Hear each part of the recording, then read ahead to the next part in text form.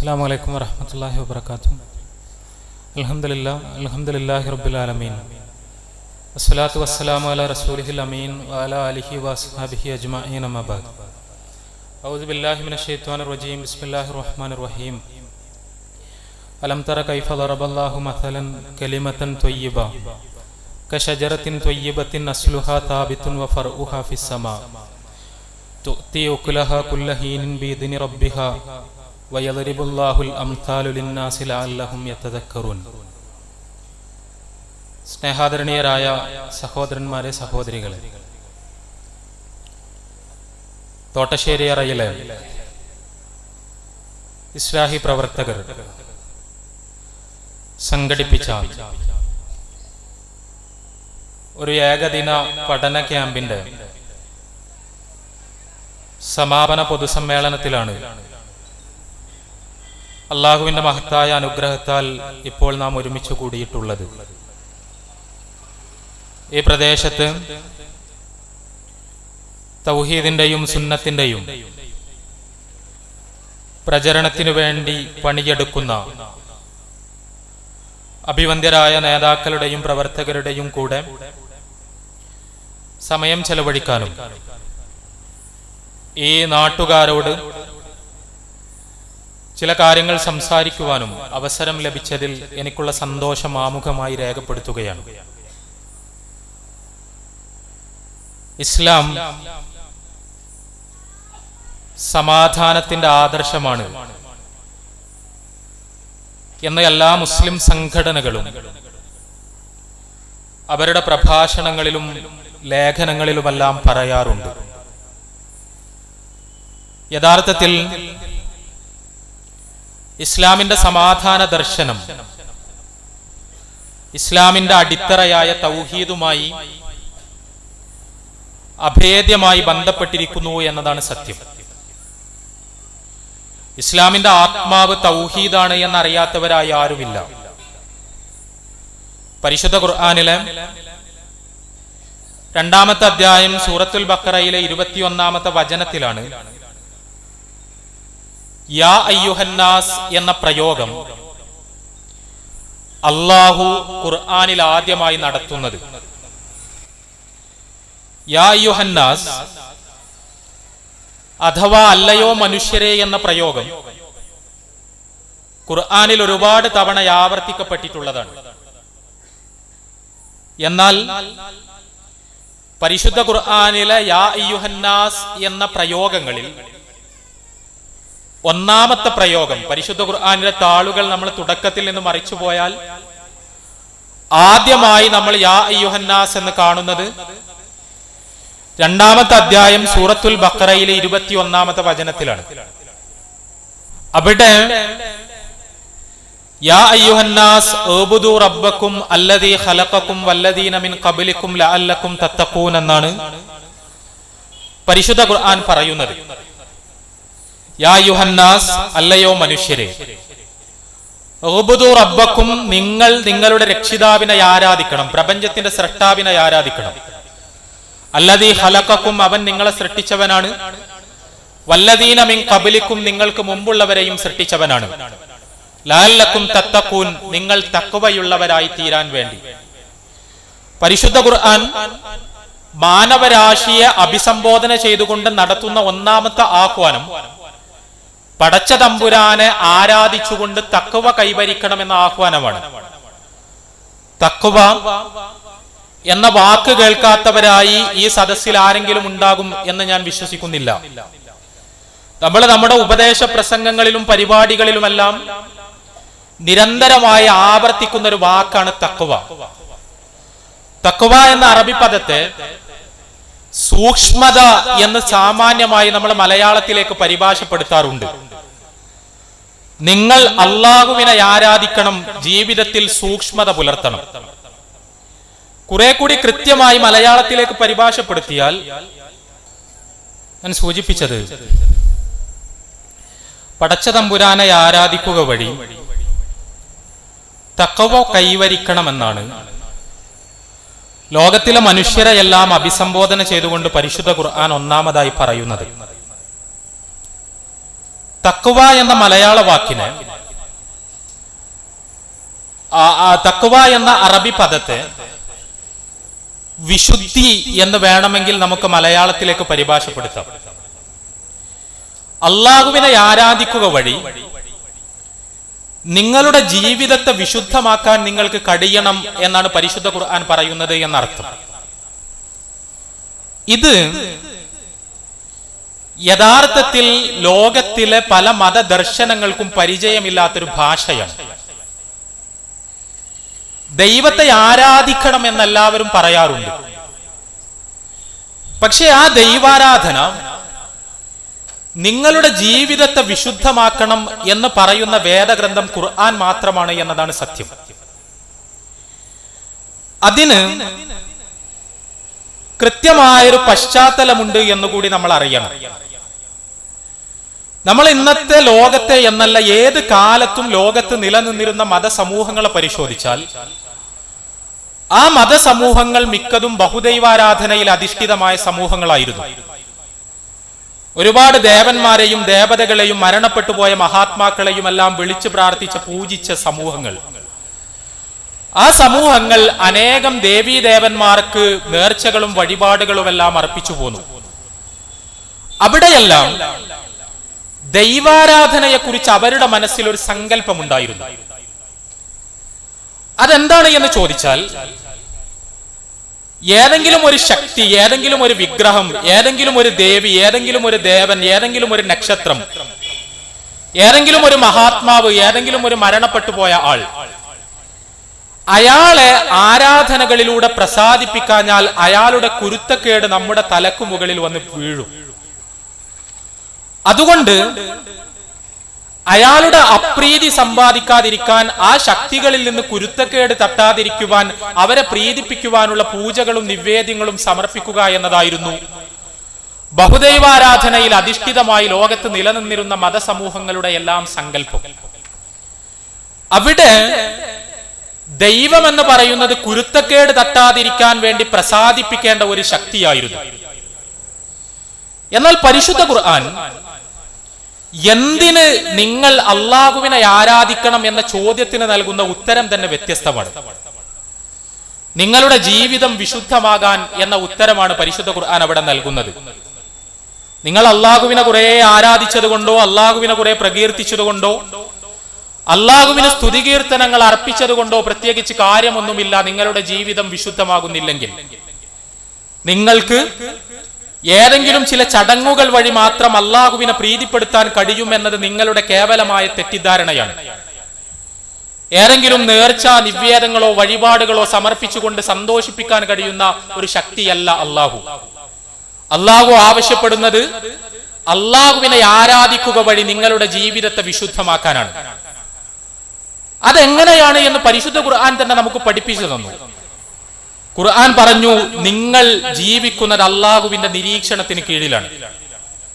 നിങ്ങളുടെ ജീവിതത്തിന്റെ ഓരോ നിമിഷവും കടന്നു പോകുന്നത് പടച്ചതമ്പുരാന്റെ നിരീക്ഷണത്തിന്റെ താഴെയാണ്. നിങ്ങൾ ജീവിതത്തിൽ എന്തൊന്ന് ചെയ്യുമ്പോഴും അത് അള്ളാഹു അറിയുന്നു, അള്ളാഹു രേഖപ്പെടുത്തുന്നു. നിങ്ങളുടെ മരണാനന്തരം നിങ്ങളുടെ ജീവിതത്തിന് ഒരു തുടർച്ചയുണ്ട്. ആ മരണാനന്തര ജീവിതത്തിൽ നിങ്ങളുടെ കർമ്മങ്ങൾ മുഴുവൻ അളന്നു തൂക്കി അള്ളാഹു നിങ്ങളുടെ നന്മകൾക്ക് പ്രതിഫലം നൽകും, നിങ്ങളുടെ തിന്മകൾക്ക് ശിക്ഷ നൽകും. അതുകൊണ്ട് മരണാനന്തരമുള്ള ജീവിതത്തിൽ വിജയിക്കണമെങ്കിൽ നിങ്ങൾ ചെയ്യേണ്ടത് നിങ്ങളുടെ ജീവിതത്തെ വിശുദ്ധമാക്കുകയാണ്, തിന്മകളിൽ നിന്ന് മാറി നിൽക്കുകയാണ്. ഇത് യഥാർത്ഥത്തിൽ ലോകത്ത് വേറിട്ടു നിൽക്കുന്ന ഒരു മതസങ്കല്പമാണ്. എന്താണ് മതം എന്ന ചോദ്യത്തിന് ഏതെങ്കിലും ഒരു ആരാധനാലയത്തിൽ ചില പൂജാകർമ്മങ്ങൾ അനുഷ്ഠിക്കലാണ് മതത്തിന്റെ താല്പര്യം എന്ന പരമ്പരാഗത ധാരണയെ കടപുഴക്കിക്കൊണ്ട് നമ്മുടെ ജീവിതത്തെ അടിമുടി വിശുദ്ധമാക്കുകയാണ്. അള്ളാഹുവിനെ ഭയപ്പെട്ടുകൊണ്ട് എല്ലാ തിന്മകളിൽ നിന്നും മാറി നിൽക്കുകയാണ് മതത്തിന്റെ താല്പര്യം എന്ന് ലോകത്തെ പഠിപ്പിച്ച വേദഗ്രന്ഥമാണ് പരിശുദ്ധ ഖുർആൻ. ഇസ്ലാമിന്റെ സമാധാന ദർശനം ആരംഭിക്കുന്നതും അവിടെ വെച്ചു തന്നെയാണ്. നിങ്ങൾ മതവിശ്വാസിയാണോ? നിങ്ങൾ ദൈവവിശ്വാസിയാണോ? നിങ്ങൾ അള്ളാഹുവിനെ ആരാധിക്കുന്ന വ്യക്തിയാണോ? നിങ്ങൾ അറിയണം, നിങ്ങൾ നിങ്ങളുടെ സഹജീവികളെ ഒരിക്കലും ഉപദ്രവിക്കാൻ പാടില്ല. നിങ്ങളുടെ സഹജീവികളെ ഒരിക്കലും ഉപദ്രവിക്കാൻ പാടില്ല. കാരണം മതം എന്ന് പറയുന്നത് കേവലം പള്ളിയിൽ ചെന്നുള്ള നമസ്കാരം മാത്രമല്ല. മതമെന്ന് പറഞ്ഞാൽ ജീവിതത്തെ വിശുദ്ധമാക്കലാണ്. അങ്ങനെ വിശുദ്ധമാക്കുമ്പോൾ നിങ്ങളുടെ സഹോദരനെ നിങ്ങൾ ആക്രമിക്കുന്നത് അള്ളാഹു കാണുന്നു എന്നും അത് അള്ളാഹു രേഖപ്പെടുത്തുന്നു എന്നും ആ രേഖപ്പെടുത്തിയതിന്റെ അടിസ്ഥാനത്തിൽ നാളെ മരണാനന്തര ജീവിതത്തിൽ നിങ്ങൾ ചെയ്ത അക്രമത്തിന് പടച്ച തമ്പുരാനോട് നിങ്ങൾ മറുപടി പറയേണ്ടി വരും എന്നും നിങ്ങൾ ആലോചിക്കണം. അതിന്റെ അടിസ്ഥാനത്തിൽ അത്തരം തിന്മകളിൽ നിന്ന് നിങ്ങൾക്ക് മാറി നിൽക്കാൻ കഴിയണം. അങ്ങനെ മാറി നിൽക്കാൻ കഴിയുമ്പോൾ മാത്രമേ അള്ളാഹു നിങ്ങളെ പരിഗണിക്കുകയും നിങ്ങൾക്ക് വിജയം സമ്മാനിക്കുകയും ചെയ്യൂ എന്ന് പരിശുദ്ധ ഖുർആൻ പഠിപ്പിക്കുന്നു. ഞാൻ പറയുന്നത്, ഇസ്ലാം മനസ്സിൽ കയറിയ ഒരാൾ അയാളുടെ ജീവിതത്തിൽ ഒരു തരത്തിലുള്ള അക്രമ പ്രവർത്തനങ്ങളും സംഭവിക്കുകയില്ല എന്നാണ്. കേവലം കുറെ നമസ്കരിക്കുകയും നോമ്പ് തോൽക്കുകയും ചെയ്യുകയല്ല മുസ്ലിം ചെയ്യുന്നത്. ആ നമസ്കാരവും നോമ്പുമെല്ലാം അവന്റെ മനസ്സിൽ അള്ളാഹുവിനെ കുറിച്ചുള്ള ഓർമ്മ നിറക്കുന്നത് കൊണ്ട് തന്നെ മരണാനന്തര ജീവിതത്തിലെ ശിക്ഷ ഭയപ്പെട്ടുകൊണ്ട് എല്ലാതരം അക്രമ പ്രവർത്തനങ്ങളിൽ നിന്നും മുസ്ലിം മാറി നിൽക്കുന്നു. ആ അക്രമ പ്രവർത്തനങ്ങളിൽ നിന്ന് മാറി നിൽക്കുന്നു എന്ന് പറയുമ്പോൾ നമ്മൾ മനസ്സിലാക്കണം, നമ്മൾ ആരെങ്കിലും വിചാരിക്കുന്നത് പോലെ വളരെ ഭീകരമായ കുറ്റകൃത്യങ്ങളിൽ നിന്ന് മാത്രമല്ല. യഥാർത്ഥത്തിൽ എന്റെ കൈകൊണ്ട് അള്ളാഹു ഇഷ്ടപ്പെടാത്ത ഏതെങ്കിലും ഒരു പ്രവർത്തനം ഉണ്ടാകുന്നത് അത് എത്ര ചെറിയ അളവിലാണെങ്കിലും ഞാൻ അതിന് സമ്മതിച്ചുകൂടാ എന്ന വികാരമാണ് സത്യവിശ്വാസിയുടെ മനസ്സിൽ പടച്ച തമ്പുരാൻ നിക്ഷേപിക്കുന്നത്. നമ്മൾ പലപ്പോഴും പറയാറുണ്ട്, ഖുർആനിലെ 49-ാമത്തെ അധ്യായം സൂറത്തുൽ ഹുജറാത്തിലെ 13-ാമത്തെ വചനം, യാ അയ്യുഹന്നാസ് ഇന്നാ ഖലഖനാകും മിൻ ദക്കരിൻ വ ഉൻസ വജഅൽനാകും ശുഊബൻ വ ഖബായില ലിതആറഫു ഇന്ന അക്രമകും ഇൻദല്ലാഹി അത്ഖാകും. മനുഷ്യരെ, നിങ്ങളെല്ലാവരും ആദി മാതാവിന്റെയും ആദി പിതാവിന്റെയും മക്കളാണ്. അതുകൊണ്ട് തന്നെ നിങ്ങൾ ഏകോദര സഹോദരങ്ങളാണ്. തൊലി നിറത്തിന്റെയോ പണത്തിന്റെയോ ഗോത്രത്തിന്റെയോ ദേശത്തിന്റെയോ ഭാഷയുടെയോ അടിസ്ഥാനത്തിൽ നിങ്ങൾക്കിടയിൽ കൽപ്പിക്കപ്പെടുന്ന ഉച്ചനീചത്വങ്ങൾക്ക് യാതൊരു അടിസ്ഥാനവുമില്ല. നിങ്ങളെല്ലാവരും ആദമിന്റെ മക്കൾ, ആദമോ മണ്ണിൽ നിന്നും. അതുകൊണ്ട് നമ്മളെല്ലാവരും സഹോദരീ സഹോദരന്മാരാണ്. പടച്ച തമ്പുരാന് മുന്നിൽ സമന്മാരാണ്. അതുകൊണ്ട് തന്നെ ഒരാൾ മറ്റൊരാളെ ഒരു രീതിയിലും ആക്രമിക്കരുത് എന്ന് പരിശുദ്ധ ഖുർആൻ കർശനമായി പഠിപ്പിച്ചു. ആ പഠിപ്പിച്ചത് എന്തുമാത്രം സൂക്ഷ്മമായ അളവിലാണ് എന്ന് നമ്മൾ ആലോചിച്ച് നോക്കുക. റസൂലുള്ളാഹി സ്വല്ലല്ലാഹു അലൈഹി വസല്ലമയുടെ ജീവിതത്തിൽ നിന്ന് ഉദ്ധരിക്കപ്പെടുന്ന നമ്മുടെ എല്ലാം കണ്ണു നനയിക്കുന്ന ഒരു സംഭവമുണ്ട്. റസൂലുള്ളാഹി സ്വല്ലല്ലാഹു അലൈഹി വസല്ലം ഇസ്ലാമിക രാഷ്ട്രം നടത്തിയ ഒന്നാമത്തെ പ്രധാനപ്പെട്ട യുദ്ധമായ ബദർ യുദ്ധത്തിന്റെ സന്ദർഭം. ആ ബദർ യുദ്ധത്തിന്റെ സന്ദർഭത്തിൽ മുസ്ലിങ്ങളുടെ അണി ശരിയാക്കിക്കൊണ്ട് ഇരിക്കുകയാണ് റസൂലുള്ളാഹി സ്വല്ലല്ലാഹു അലൈഹി വസല്ലം. മക്കയിൽ നിന്ന് വന്ന അബൂജഹലിന്റെ നേതൃത്വത്തിലുള്ള ശത്രു സംഘവുമായി ഏറ്റുമുട്ടാൻ വേണ്ടി, 1000-ഓളം വരുന്ന ശത്രുക്കളുമായി ഏറ്റുമുട്ടാൻ വേണ്ടി കേവലം 300 ചില്ലാനത്തോളം വരുന്ന സഹാബിമാരെ ഒരു പട്ടാളക്കാരായി സൈന്യത്തിന്റെ രൂപത്തിൽ അണിനിരത്തിക്കൊണ്ടിരിക്കുന്നു റസൂലുള്ളാഹി സ്വല്ലല്ലാഹു അലൈഹി വസല്ലം. ആ അണിനിരത്തിക്കൊണ്ടിരിക്കുന്ന സമയത്ത് റസൂലുള്ളാഹി സ്വല്ലല്ലാഹു അലൈഹി വസല്ലം സൈന്യത്തിനടുത്തുകൂടെ കടന്നു വന്നപ്പോ സവാദ് റളിയല്ലാഹു അൻഹു എന്ന് പറയുന്ന റസൂലുള്ളാഹി സ്വല്ലല്ലാഹു അലൈഹി വസല്ലമയുടെ സഹാബി, അദ്ദേഹം വരിയിൽ നിന്ന് അല്പം തെറ്റിയിട്ടാണ് നിൽക്കുന്നത്. മുസ്ലിങ്ങൾ സ്വഫായി അണിയായി യുദ്ധത്തിനൊരുങ്ങി നിൽക്കുകയാണ്. ആ നിൽക്കുന്ന സമയത്ത് വരിയിൽ നിന്ന് അല്പം തെറ്റിയിട്ട് നിൽക്കുന്നു സവാദ് റളിയല്ലാഹു അൻഹു. റസൂലുള്ളാഹി സ്വല്ലല്ലാഹു അലൈഹി വസല്ലം തന്റെ കയ്യിലുണ്ടായിരുന്ന വടി കൊണ്ട് സവാദ് റളിയല്ലാഹു അൻഹുവിനെ ചെറുതായിട്ടൊന്ന് തോണ്ടിയിട്ട് അങ്ങോട്ട് കയറി നിൽക്കൂ എന്ന് പറഞ്ഞു. തോണ്ടിയിട്ടെന്ന് പറഞ്ഞാൽ ചെറുതായി അദ്ദേഹത്തിന്റെ ശരീരത്തിൽ ചെറിയ രീതിയിൽ ഒരടി അടിച്ചുകൊണ്ട് സവാദ് വരിയിലേക്ക് കയറി നിൽക്കൂ എന്ന് പറഞ്ഞു. സവാദ് അദ്ദേഹം വരിയിലേക്ക് കയറി നിന്നു. ഈ സംഭവം നമ്മളെല്ലാവരും കേട്ടതാണ്. അതിനുശേഷം ഉണ്ടായത് എന്താണ് എന്ന് നമുക്കറിയാം. റസൂലുള്ളാഹി സ്വല്ലല്ലാഹു അലൈഹി വസല്ലമയോട് ഈ സഹാബി പറഞ്ഞു, പ്രവാചകരെ, അങ്ങയുടെ വടി കൊണ്ട് എന്നെ അടിക്കുകയും എന്റെ ശരീരത്തെ വേദനിപ്പിക്കുകയും ചെയ്തിരിക്കുന്നു. എനിക്കതിന് പ്രതികാരം ചെയ്യണം. ഇത് പറയുന്നത് മദീനയിലെ ഭരണാധികാരിയോടാണ്, മദീനയുടെ സർവ്വ സൈന്യാധിപനോടാണ്. പറയുന്നത് ഒരു യുദ്ധത്തിന്റെ സന്ദർഭത്തിലാണ്. റസൂലുള്ളാഹി സ്വല്ലല്ലാഹു അലൈഹി വസല്ലം അദ്ദേഹത്തിന്റെ ശരീരത്തിലുണ്ടായിരുന്ന വസ്ത്രം അദ്ദേഹത്തിന്റെ വയറിന് മുകളിൽ നിന്ന് നീക്കിക്കൊണ്ട് സവാദിനോട് പറഞ്ഞു, പ്രതികാരം ചെയ്യൂ സവാദ്, പ്രതികാരം ചെയ്യൂ. ഇത് പരലോകത്ത് ഒരാളെ വേദനിപ്പിച്ചു എന്ന കുറ്റം പേറാൻ എനിക്ക് കഴിയില്ല. അതുകൊണ്ട് ഇതാ വടി, നീ കയ്യിൽ പിടിക്ക്, അതുകൊണ്ട് തിരിച്ചെന്നെ അടിക്കൂ എന്ന് പറഞ്ഞു. റസൂലുള്ളാഹി സ്വല്ലല്ലാഹു അലൈഹി വസല്ലമ അത് ചെയ്ത സമയത്ത് സവാദ് റളിയല്ലാഹു അൻഹു റസൂലുള്ളാഹി സ്വല്ലല്ലാഹു അലൈഹി വസല്ലമയെ കെട്ടിപ്പിടിക്കുകയും അദ്ദേഹത്തിന്റെ വയറിൽ തുരുതുരാ ചുംബിക്കുകയും ചെയ്തു. എന്നിട്ട് അദ്ദേഹം വികാരാധീനനായി പറഞ്ഞു, അല്ലയോ പ്രവാചകരെ, അങ്ങയെ പ്രഹരിക്കാൻ ആഗ്രഹമുണ്ടായിട്ടല്ല ഞാൻ അങ്ങനെ പറഞ്ഞത്.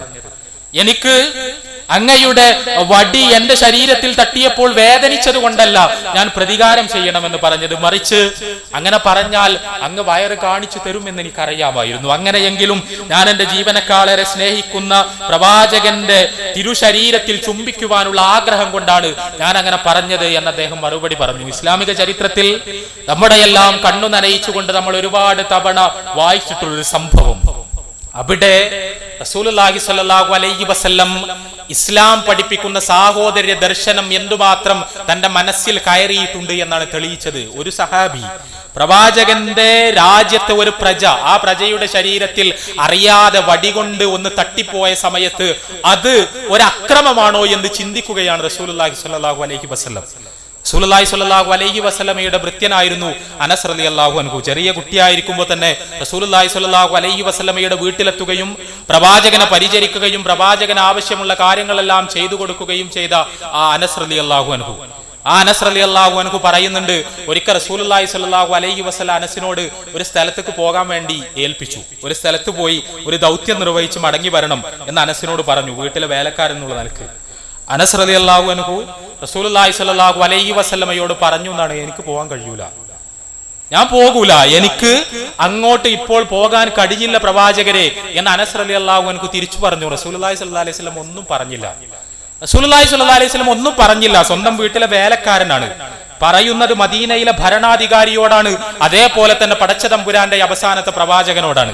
റസൂലുള്ളാഹി സ്വല്ലല്ലാഹു അലൈഹി വസല്ലം കുറച്ചു കഴിഞ്ഞപ്പോ അദ്ദേഹം മദീനയിൽ നിരത്തിലേക്ക് ഇറങ്ങി. അദ്ദേഹം വഴികളിലൂടെ ഇങ്ങനെ നടന്നു പോയ സമയത്ത് അനസ് റളിയല്ലാഹു അൻഹു അവിടെ ഇങ്ങനെ നിൽക്കുന്നുണ്ട്. ആ നിൽക്കുന്ന സമയത്ത് റസൂലുള്ളാഹി സ്വല്ലല്ലാഹു അലൈഹി വസല്ലം അനസ് റളിയല്ലാഹു അൻഹുവിന്റെ അടുത്തെത്തി. അനസ് റളിയല്ലാഹു അൻഹുവിന്റെ കഴുത്തിൽ ഇങ്ങനെ പിടിച്ചു. വളരെ സ്നേഹത്തോടു കൂടി കഴുത്തിൽ തലോടിയിട്ട് ചോദിച്ചു, അനസ് എവിടെ നിന്നാണ് വരുന്നത്?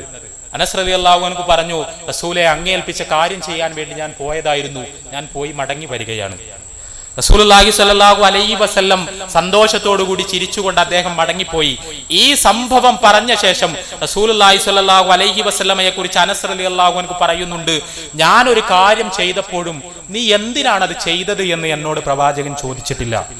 ഞാനൊരു കാര്യം ചെയ്യാതിരുന്നപ്പോഴും നീ എന്തുകൊണ്ട് അത് ചെയ്തില്ല എന്ന് എന്നോട് റസൂലുള്ളാഹി സ്വല്ലല്ലാഹു അലൈഹി വസല്ലം ഒരിക്കലും ചോദിച്ചിട്ടില്ല. അനസ് റളിയല്ലാഹു അൻഹുവിന്റെ പ്രയോഗമാണ്. ഒരു വേലക്കാരനായ തന്നോട് താൻ എന്തെങ്കിലും ഒരു കാര്യം ചെയ്തപ്പോൾ നീ എന്തിനാണ് അങ്ങനെ ചെയ്തത് എന്ന് പ്രവാചകൻ ജീവിതത്തിൽ ഒരിക്കലും എന്നോട് ചോദിച്ചിട്ടേ ഇല്ല. ഞാനൊരു കാര്യം ചെയ്യാതിരുന്നപ്പോഴും പ്രവാചകൻ ജീവിതത്തിൽ ഒരിക്കൽ പോലും എന്തുകൊണ്ട് നീ അങ്ങനെ ചെയ്തില്ല എന്ന് എന്നോട് ചോദിച്ചിട്ടില്ല. പ്രവാചകൻ സല്ലല്ലാഹു അലൈഹി വസല്ലം അദ്ദേഹം വളരെ കൃത്യമായി ഒരു സ്ഥലം വരെ പോയി വരണമെന്ന് കൽപ്പിച്ചപ്പോൾ പോലും അനസ് റളിയല്ലാഹു അൻഹു ഞാൻ പോകില്ല എന്ന് തിരിച്ചു പറഞ്ഞിട്ടും റസൂലുള്ളാഹി സ്വല്ലല്ലാഹു അലൈഹി വസല്ലം ഒന്നും പറഞ്ഞില്ല. മദീനയിൽ പുറത്തു വെച്ച് കണ്ടപ്പോ വെറുതെ കഴുത്തിൽ സ്നേഹത്തോടു കൂടി തലോടുക മാത്രം ചെയ്തു. ഞാൻ സൂചിപ്പിക്കുന്നത്, ഇസ്ലാം പഠിപ്പിക്കുന്ന സാഹോദര്യത്തിന്റെ ദർശനം അത് റസൂലുള്ളാഹി സ്വല്ലല്ലാഹു അലൈഹി വസല്ലം എത്രത്തോളം സൂക്ഷ്മമായ തലങ്ങളിലാണ് മനസ്സിലാക്കിയത് എന്നാണ്. അള്ളാഹു തന്റെ പ്രവർത്തനങ്ങളെ നിരീക്ഷിക്കുന്നത് കൊണ്ട് തന്നെ തന്റെ കീഴിലുള്ള ഒരു വേലക്കാരനോട് പോലും പരുഷമായി പെരുമാറരുത് എന്നും അങ്ങനെ പെരുമാറുന്നത് അള്ളാഹു പഠിപ്പിച്ച സമാധാന ദർശനത്തിനെതിരാണ് എന്നും മനസ്സിലാക്കിയ വ്യക്തിത്വമായിരുന്നു റസൂലുള്ളാഹി സ്വല്ലല്ലാഹു അലൈഹി വസല്ലം. നമ്മൾ പലപ്പോഴും പരദൂഷണത്തെ കുറിച്ച് പറയാറുണ്ട്. റസൂലുള്ളാഹി സ്വല്ലല്ലാഹു അലൈഹി വസല്ലമയുടെ ജീവിതത്തിൽ നിന്ന് ഉദ്ധരിക്കപ്പെടുന്ന ഒരു സംഭവം വായിച്ചാൽ നമുക്ക് അത്ഭുതം തോന്നും. റസൂലുള്ളാഹി സ്വല്ലല്ലാഹു അലൈഹി വസല്ലമയും അബൂബക്കർ റളിയല്ലാഹു അൻഹുവും ഉമർ റളിയല്ലാഹു അൻഹുവും കൂടി ഒരു യാത്ര പോവുകയാണ്. ആ യാത്രയിൽ അവരൊരു വേലക്കാരനെ കൂടെ കൂട്ടി, ഒരു ഭൃത്യനെ. ആ ഭൃത്യന്റെ ജോലി യാത്രയിൽ അവർക്ക് ആവശ്യമായ കാര്യങ്ങൾ മുഴുവൻ ചെയ്തു കൊടുക്കുകയാണ്, പാചകം പോലുള്ള കാര്യങ്ങൾ. അങ്ങനെ കുറെ പോയി ഒരു സ്ഥലത്തെത്തിയപ്പോ അവർക്ക് വിശ്രമിക്കണം എന്ന് തോന്നി. അങ്ങനെ തോന്നിയപ്പോ അവർ തീരുമാനിച്ചു, നമുക്ക് അല്പസമയം കിടന്നുറങ്ങാം. ആ ഉറക്കം കഴിഞ്ഞ് എണീക്കുമ്പോഴേക്കും അവർക്ക് വിശക്കും, അവർക്ക് ഭക്ഷണം ആവശ്യമുണ്ട്. അവർ തീരുമാനിച്ചു വേലക്കാരനോട് ഭക്ഷണം ഉണ്ടാക്കാൻ പറയാം. അങ്ങനെ ഇവർ ഈ വേലക്കാരനെ ഭക്ഷണം ഉണ്ടാക്കാൻ ഏൽപ്പിച്ചുകൊണ്ട് ഇവർ 3 പേരും കിടന്നുറങ്ങി. അങ്ങനെ ഉറങ്ങി എണീറ്റാൽ ഉടനെ ഭക്ഷണം ലഭിക്കുമെന്ന സന്തോഷത്തോടു കൂടിയാണ് എല്ലാവരും കിടന്നുറങ്ങുന്നത്. അങ്ങനെ കിടന്നുറങ്ങി കുറെ കഴിഞ്ഞു. അബൂബക്കർ റളിയല്ലാഹു അൻഹു ഉമർ റളിയല്ലാഹു അൻഹു എഴുന്നേറ്റ് നോക്കിയപ്പോ ഭക്ഷണം ഉണ്ടാക്കാൻ ഏൽപ്പിച്ച വേലക്കാരൻ സുഖമായി കിടന്നുറങ്ങുന്നു. ഭക്ഷണം ഉണ്ടാക്കാൻ ഏൽപ്പിക്കപ്പെട്ട വേലക്കാരൻ സുഖമായി കിടന്നുറങ്ങുന്നു. അബൂബക്കർ റളിയല്ലാഹു അൻഹുവിനും ഉമർ റളിയല്ലാഹു അൻഹുവിനും മനസ്സിലായി ഭക്ഷണമൊന്നും ആളുണ്ടാക്കിയിട്ടില്ല, ആള് നമ്മളെ പോലെ തന്നെ അവിടെ പോയി കിടന്നുറങ്ങാണ്. ഉടനെ ഒരാൾ മറ്റേയാളോട് പറഞ്ഞു, ഇയാൾ വല്ലാത്തൊരു ഉറക്കക്കാരൻ തന്നെ, ഇദ്ദേഹത്തെയാണല്ലോ നമ്മൾ വേലക്കാരനായി കൂടെ കൂട്ടിയത് എന്ന അർത്ഥത്തിൽ അവർ സംസാരിച്ചു. അങ്ങനെ അവര് ഈ വേലക്കാരനെ വിളിച്ചുണർത്തിയപ്പോ അവർക്ക് തോന്നി ഈ വേലക്കാരന് ഇട്ടൊരു പണി കൊടുക്കാം എന്ന് പറഞ്ഞാൽ തൽക്കാലം ഈ വേലക്കാരനെ നമുക്ക് റസൂലുള്ളാഹിന്റെ അടുത്ത് പറഞ്ഞേക്കാം, എന്നിട്ട് റസൂലുള്ളാഹി സ്വല്ലല്ലാഹി അലൈഹി വസല്ലമയെ അറിയിക്കണം ഇയാൾ ഭക്ഷണം ഉണ്ടാക്കിയിട്ടില്ല. അപ്പൊ സ്വാഭാവികമായും റസൂലുള്ളാഹി സ്വല്ലല്ലാഹു അലൈഹി വസല്ലം അയാളോട് കോപിക്കും, അയാളോട് ദേഷ്യപ്പെടും എന്നാണ് അബൂബക്കർ റളിയല്ലാഹു അൻഹുവും ഉമർ റളിയല്ലാഹു അൻഹുവും കരുതുന്നത്. അവർ വിളിച്ചുണർത്തി ഈ വേലക്കാരനോട് ചോദിച്ചു, ഭക്ഷണം എവിടെ? അദ്ദേഹം പറഞ്ഞു, ഭക്ഷണം ഉണ്ടാക്കിയിട്ടില്ല, ഞാൻ ഉറങ്ങിപ്പോയി. അവർ ഈ വേലക്കാരനോട് പറഞ്ഞു, നീ പ്രവാചകന്റെ അടുത്ത് ചെല്ല്, പ്രവാചകന്റെ ടെന്റിലേക്ക് ചെല്ല്, എന്നിട്ട് പ്രവാചകനോട് പറ അബൂബക്കറും ഉമറും ഭക്ഷണം ആവശ്യപ്പെടുന്നു എന്ന് പറ. അങ്ങനെ ഈ വേലക്കാരൻ റസൂലുള്ളാഹി സ്വല്ലല്ലാഹു അലൈഹി വസല്ലമയുടെ സന്നിധിയിലെത്തിയ വേലക്കാരൻ അദ്ദേഹം റസൂലുള്ളാഹി സ്വല്ലല്ലാഹു അലൈഹി വസല്ലമയോട് പറയുന്നു, പ്രവാചകരെ, അബൂബക്കറും ഉമറും ഭക്ഷണത്തിന് ആവശ്യപ്പെടുന്നു, അവർക്ക് വിശക്കുന്നുണ്ട്. സ്വാഭാവികമായും നമ്മളെല്ലാവരും പ്രവാചകനിൽ നിന്ന് പ്രതീക്ഷിക്കുന്ന ഒരു പ്രതികരണമുണ്ട്. നിന്നെയല്ലേ അവർ ഭക്ഷണം ഉണ്ടാക്കാൻ ഏൽപ്പിച്ചിരുന്നത്, എന്തേ നീ അത് ചെയ്തില്ല എന്ന് ചോദിച്ച് അദ്ദേഹത്തോട് റസൂലുള്ളാഹി സ്വല്ലല്ലാഹു അലൈഹി വസല്ലം കോപിക്കുമെന്നാണ് സ്വാഭാവികമായും എല്ലാവരും പ്രതീക്ഷിക്കുക. റസൂലുള്ളാഹി സ്വല്ലല്ലാഹു അലൈഹി വസല്ലം അതൊന്നുമല്ല പറഞ്ഞത്. അത് പറഞ്ഞ സമയത്ത് റസൂലുള്ളാഹി സ്വല്ലല്ലാഹു അലൈഹി വസല്ലം അവരോട് തിരിച്ചു പറഞ്ഞു, അവർ രണ്ടുപേരും വയറ് നിറയെ ഭക്ഷണം കഴിച്ചിട്ടുണ്ടല്ലോ. അവർ രണ്ടുപേരും, അബൂബക്കർ റളിയല്ലാഹു അൻഹുവും ഉമർ റളിയല്ലാഹു അൻഹുവും വയറ് നിറയെ ഇപ്പോൾ തന്നെ ഭക്ഷണം കഴിച്ചിട്ടുണ്ടല്ലോ എന്നാണ് റസൂലുള്ളാഹി സ്വല്ലല്ലാഹു അലൈഹി വസല്ലമയുടെ പ്രതികരണം. ഈ വേലക്കാരൻ മടങ്ങിപ്പോയി അബൂബക്കറിനോടും ഉമറിനോടും പറഞ്ഞു, പ്രവാചകൻ പറയുന്നത് നിങ്ങൾ ഭക്ഷണം കഴിച്ചിട്ടുണ്ട് എന്നാണ്. ഇവരാകെ ബേജാറായി, ഞങ്ങൾ ഭക്ഷണം കഴിച്ചിട്ടില്ല, ഞങ്ങൾക്ക് വിശക്കുന്നു. പക്ഷേ റസൂലുള്ളാഹി സ്വല്ലല്ലാഹു അലൈഹി വസല്ലം പറയുന്നു, ഞങ്ങൾ വയറ് നിറയെ ഭക്ഷണം കഴിച്ചിട്ടുണ്ട്. അവർ റസൂലുള്ളാഹി സ്വല്ലല്ലാഹു അലൈഹി വസല്ലമയുടെ സന്നിധിയിലെത്തി പ്രവാചകനോട് ആധിയോടുകൂടി പറഞ്ഞു, പ്രവാചകരെ, ഞങ്ങൾ ഭക്ഷണം കഴിച്ചിട്ടില്ല, പക്ഷെ അങ്ങ് പറയുന്നു ഞങ്ങൾ വയറ് നിറയെ ഭക്ഷണം കഴിച്ചിട്ടുണ്ട് എന്ന്. റസൂലുള്ളാഹി സ്വല്ലല്ലാഹു അലൈഹി വസല്ലം അവരോട് പറഞ്ഞു, ആരാണ് പറഞ്ഞത് നിങ്ങൾ ഭക്ഷണം കഴിച്ചിട്ടില്ല എന്ന്? നിങ്ങൾ കഴിച്ച ഇറച്ചിയുടെ ചീളുകൾ നിങ്ങളുടെ പല്ലുകൾക്കിടയിൽ ഇപ്പോഴും എനിക്ക് കാണാൻ കഴിയുന്നുണ്ടല്ലോ. നിങ്ങൾ കഴിച്ച മാംസത്തിന്റെ ചീളുകൾ നിങ്ങളുടെ പല്ലുകൾക്കിടയിൽ ഇപ്പോഴും എനിക്ക് കാണാൻ കഴിയുന്നുണ്ടല്ലോ എന്നാണ് റസൂലുള്ളാഹി സ്വല്ലല്ലാഹു അലൈഹി വസല്ലമയുടെ പ്രതികരണം. രണ്ടുപേർക്കും കാര്യം മനസ്സിലായി. ഈ വേലക്കാരൻ ഉറങ്ങിക്കിടക്കുന്ന സമയത്ത് ഇയാൾ നല്ലൊരു ഉറക്കക്കാരൻ തന്നെ, ഒരു പണിക്ക് കൊണ്ടുപോകാൻ പറ്റിയ ആളാണ് എന്ന രീതിയിൽ സംസാരിച്ചതിനെ കുറിച്ചാണ് റസൂലുള്ളാഹി സ്വല്ലല്ലാഹു അലൈഹി വസല്ലമ പറഞ്ഞത്, ആ ഭൃത്യന്റെ, ആ വേലക്കാരന്റെ പച്ചമാംസം നിങ്ങൾ ഭക്ഷിച്ചിരിക്കുന്നു, നിങ്ങളുടെ വയറ് നിറഞ്ഞിരിക്കുന്നു. ആ വേലക്കാരന്റെ പച്ചമാംസത്തിന്റെ ചീളുകൾ നിങ്ങളുടെ പല്ലുകൾക്കിടയിൽ ഞാൻ ഇപ്പോഴും കാണുന്നു എന്ന് റസൂലുള്ളാഹി സ്വല്ലല്ലാഹു അലൈഹി വസല്ലം ശക്തമായ ഭാഷയിൽ അവരോട് പറയുന്നത്. അബൂബക്കർ റളിയല്ലാഹു അൻഹുവും ഉമർ റളിയല്ലാഹു അൻഹുവും ആകെ ഭയചകിതരായി അവർ റസൂലുള്ളാഹി സ്വല്ലല്ലാഹു അലൈഹി വസല്ലമയോട് പറഞ്ഞു, പ്രവാചകരെ, ഞങ്ങൾക്ക് തെറ്റുപറ്റിപ്പോയി, താങ്കൾ ഞങ്ങൾക്ക് വേണ്ടി അല്ലാഹുവിനോട് പാപമോചനത്തിന് അർത്ഥിക്കണം. റസൂലുള്ളാഹി സ്വല്ലല്ലാഹു അലൈഹി വസല്ലമയുടെ മറുപടി, നിങ്ങൾക്ക് വേണ്ടി ഞാൻ പാപമോചനത്തിന് അർത്ഥിച്ചിട്ട് യാതൊരു കാര്യമില്ല. നിങ്ങൾ അയാളുടെ അടുത്ത് പോവുകയും ആ ഭൃത്യനോട് പൊരുത്തപ്പെടിക്കുകയും അയാൾ നിങ്ങൾക്ക് വേണ്ടി അല്ലാഹുവിനോട് പാപമോചനത്തിന് അർത്ഥിക്കുകയും ചെയ്താലല്ലാതെ നിങ്ങൾക്ക് ഈ തിന്മയുടെ ഭാരത്തിൽ നിന്ന് രക്ഷപ്പെടാൻ കഴിയില്ല എന്ന് റസൂലുള്ളാഹി സ്വല്ലല്ലാഹു അലൈഹി വസല്ലം അവരെ പഠിപ്പിക്കുകയാണ്. അതാണ് ഇസ്ലാം. ആരാണ് അബൂബക്കർ റളിയല്ലാഹു അൻഹു? ഇസ്ലാമിന്റെ ഒന്നാമത്തെ ഖലീഫയായി തെരഞ്ഞെടുക്കപ്പെട്ട റസൂലുള്ളാഹി സ്വല്ലല്ലാഹു അലൈഹി വസല്ലമയുടെ ആത്മമിത്രം, പ്രവാചകനിൽ ഒന്നാമതായി വിശ്വസിച്ച വിശ്വാസികളിലെ ആദ്യത്തെ ആളുകളിൽപ്പെട്ടയാൾ ആരാണ്? ഉമർ റളിയല്ലാഹു അൻഹു. ഇസ്ലാമിന്റെ ധീരമായ ശബ്ദമായി ഇസ്ലാമിനു വേണ്ടി ശക്തമായി ഉറച്ചു നിന്ന റസൂലുള്ളാഹി സ്വല്ലല്ലാഹു അലൈഹി വസല്ലമയുടെ ആത്മമിത്രം ഉമർ റളിയല്ലാഹു അൻഹുവിന്റെ മകളെ റസൂലുള്ളാഹി സ്വല്ലല്ലാഹു അലൈഹി വസല്ലം കല്യാണം കഴിച്ചു. അബൂബക്കർ റളിയല്ലാഹു അൻഹുവിന്റെ മകളെയും. ഈ ഉമർ റളിയല്ലാഹു അൻഹുവാണ് ഇസ്ലാമിന്റെ രണ്ടാമത്തെ ഖലീഫയായി തെരഞ്ഞെടുക്കപ്പെട്ടത്. വിശ്വാസികളുടെ സമൂഹത്തിൽ റസൂലുള്ളാഹി സ്വല്ലല്ലാഹു അലൈഹി വസല്ലമ കഴിഞ്ഞാൽ ഏറ്റവും വലിയ സ്ഥാനം അബൂബക്കറിനാണ്, അത് കഴിഞ്ഞാൽ ഉമറിനാണ്. അവരോട് രണ്ടുപേരോടും റസൂലുള്ളാഹി സ്വല്ലല്ലാഹു അലൈഹി വസല്ലമ പറയുകയാണ്, നിങ്ങൾ പോയി മാപ്പപേക്ഷിക്കണം. കേവലം ഒരു ഭൃത്യനോട്, കേവലം ഒരു അരിവപ്പുകാരനോട്, ഭക്ഷണം ഉണ്ടാക്കാൻ കൂടെ കൂട്ടിയ ഒരു മനുഷ്യനോട്, അയാളോട് ചെന്ന് നിങ്ങൾ മാപ്പപേക്ഷിക്കൽ നിങ്ങൾക്ക് അനിവാര്യമാണ് എന്ന് പഠിപ്പിക്കുകയാണ് റസൂലുള്ളാഹി സ്വല്ലല്ലാഹു അലൈഹി വസല്ലം. ഇസ്ലാം എന്ന് പറഞ്ഞാൽ അതാണ്. എല്ലാ മനുഷ്യരും സഹോദരീ സഹോദരന്മാരാണ് എന്ന ഇസ്ലാമിക അധ്യാപനത്തിന്റെ കാതലും കാമ്പും അതാണ്. എല്ലാവരും തുല്യരാണ്, എല്ലാവർക്കും മുകളിൽ പടച്ചോനുണ്ട്. അവിടെ ആര് എന്ത് അക്രമം ചെയ്താലും, ആരെ വേദനിപ്പിച്ചാലും, അത് ചെറിയ മനസ്സിനെ വേദനിപ്പിക്കുന്ന ഒരു സംഭവമാണെങ്കിലും, അയാളെ കുറിച്ച് നടത്തിയൊരു മോശം പരാമർശമാണെങ്കിൽ പോലും നാളെ പടച്ച തമ്പുരാൻ അത് പിടികൂടി വിചാരണ ചെയ്യുമെന്ന ബോധം, ആ ബോധത്തിൽ നിന്നാണ്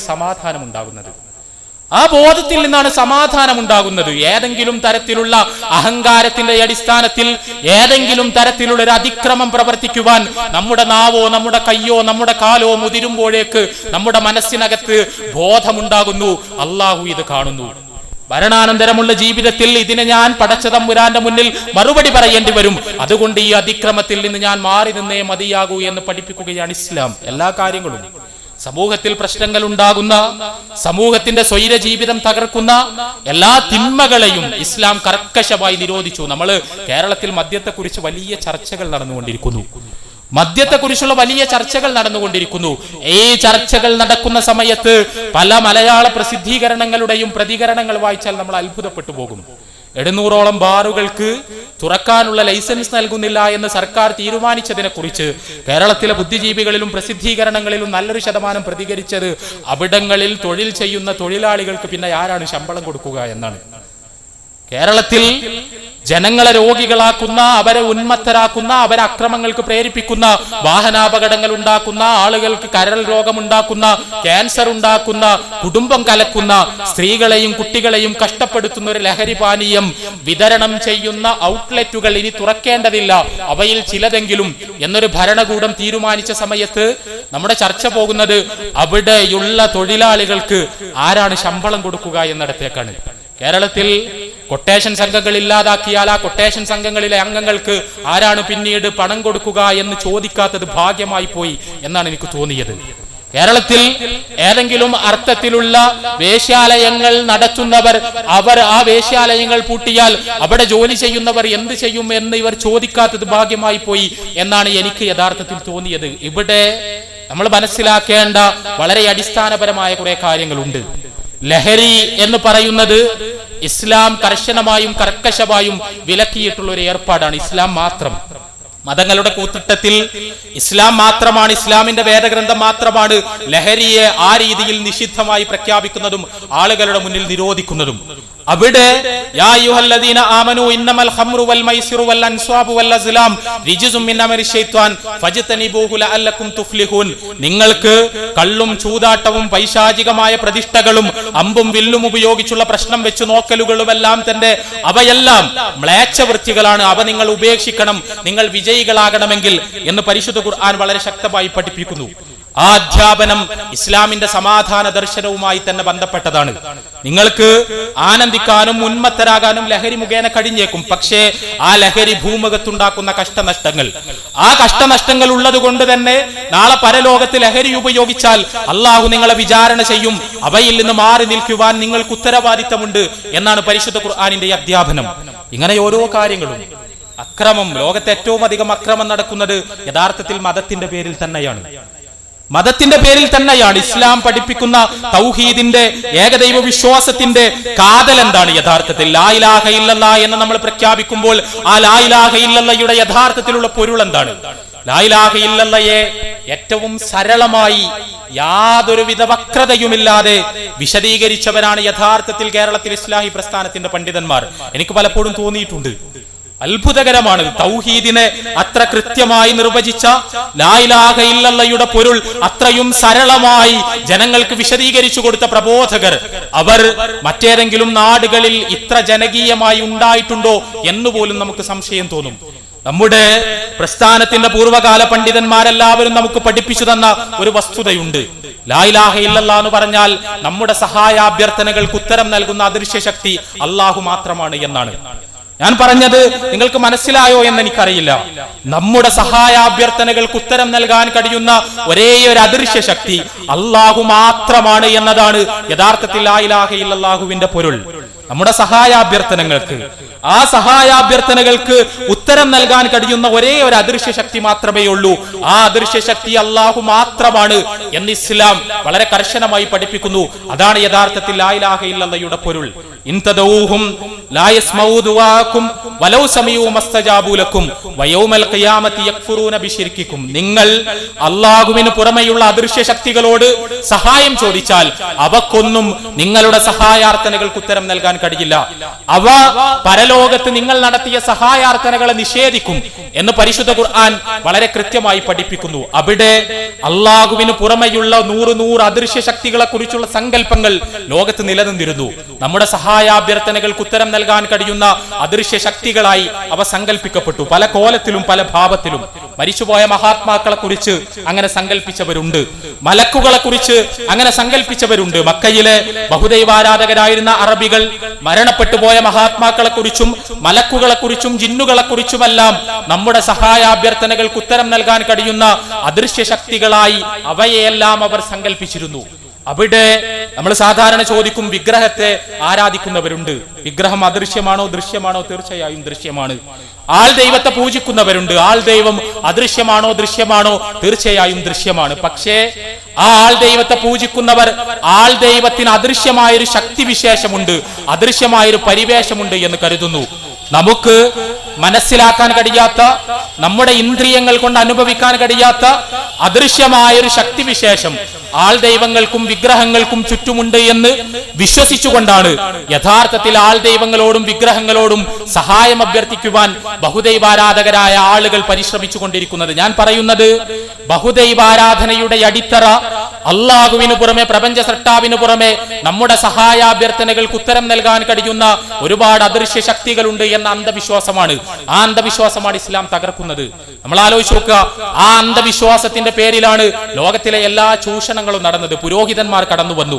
ആ പുരോഹിതന്മാർ മുസ്ലിങ്ങളോടും അമുസ്ലിങ്ങളോടും എല്ലാം പറഞ്ഞത്, അള്ളാഹുവിന് പുറമെ അദൃശ്യ ശക്തികളായ ഒരുപാട് ആളുകൾ നിങ്ങളുടെ സഹായാഭ്യർത്ഥനകൾക്ക് ഉത്തരം നൽകാനുണ്ട്, അവരുടെ ഏജന്റുമാരാണ് ഞങ്ങൾ എന്നാണ്. അവരുടെ ഏജന്റുമാരാണ് ഞങ്ങൾ. മരണപ്പെട്ടു പോയ മഹാത്മാക്കളായി ഒരുപാട് ആളുകൾ, അവരുടെ ആത്മാക്കൾ ഈ ലോകത്ത് കറങ്ങി നടക്കുന്നു. ആ ആത്മാക്കൾ നിങ്ങളുടെ സഹായാഭ്യർത്ഥനകൾക്ക് ഉത്തരം നൽകും.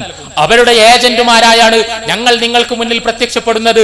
അതുകൊണ്ട് ഞങ്ങൾക്ക് പണം നൽകണം, ഞങ്ങളെ തീറ്റിപ്പോറ്റണമെന്നാണ് പുരോഹിതന്മാർ സമൂഹത്തെ പഠിപ്പിക്കാൻ ശ്രമിച്ചത്. അവിടെ ദൈവത്തിന്റെ പേരിൽ, പ്രപഞ്ച സൃഷ്ടാവിന്റെ പേരിൽ, മതത്തിന്റെ പേരിൽ വലിയ ചൂഷണങ്ങൾ നടന്നു, അതിക്രമങ്ങൾ നടന്നു.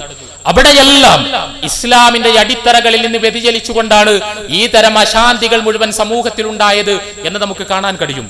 യഥാർത്ഥത്തിൽ ചരിത്രത്തിലെ ഏറ്റവും ദൗർഭാഗ്യകരമായ പ്രതിസന്ധി എന്ന് പറയുന്നത് ഇസ്ലാം ഉൾക്കൊള്ളാൻ ബാധ്യസ്ഥമായിരുന്ന മുസ്ലിം സമൂഹത്തിലേക്കു തന്നെ ഇത്തരം ചപലതകൾ കടന്നു വന്നു എന്നതാണ്. ഞാനിത് സംസാരിക്കുന്നത് കൊന്നുംപുറത്തിനടുത്തുള്ള തോട്ടശ്ശേരി അറയിൽ വെച്ചാണ്. കൊണ്ടോട്ടിയിലേക്ക് ഇവിടെ നിന്ന് എത്ര ദൂരമുണ്ട് എന്ന് കൃത്യമായി പറയാൻ നമുക്കെല്ലാവർക്കും കഴിയും. നമ്മുടെ ഏകദേശം ഒരു വിളിക്കപ്പുറത്തുള്ള സ്ഥലമാണ് കൊണ്ടോട്ടി എന്ന് പറയുന്നത്.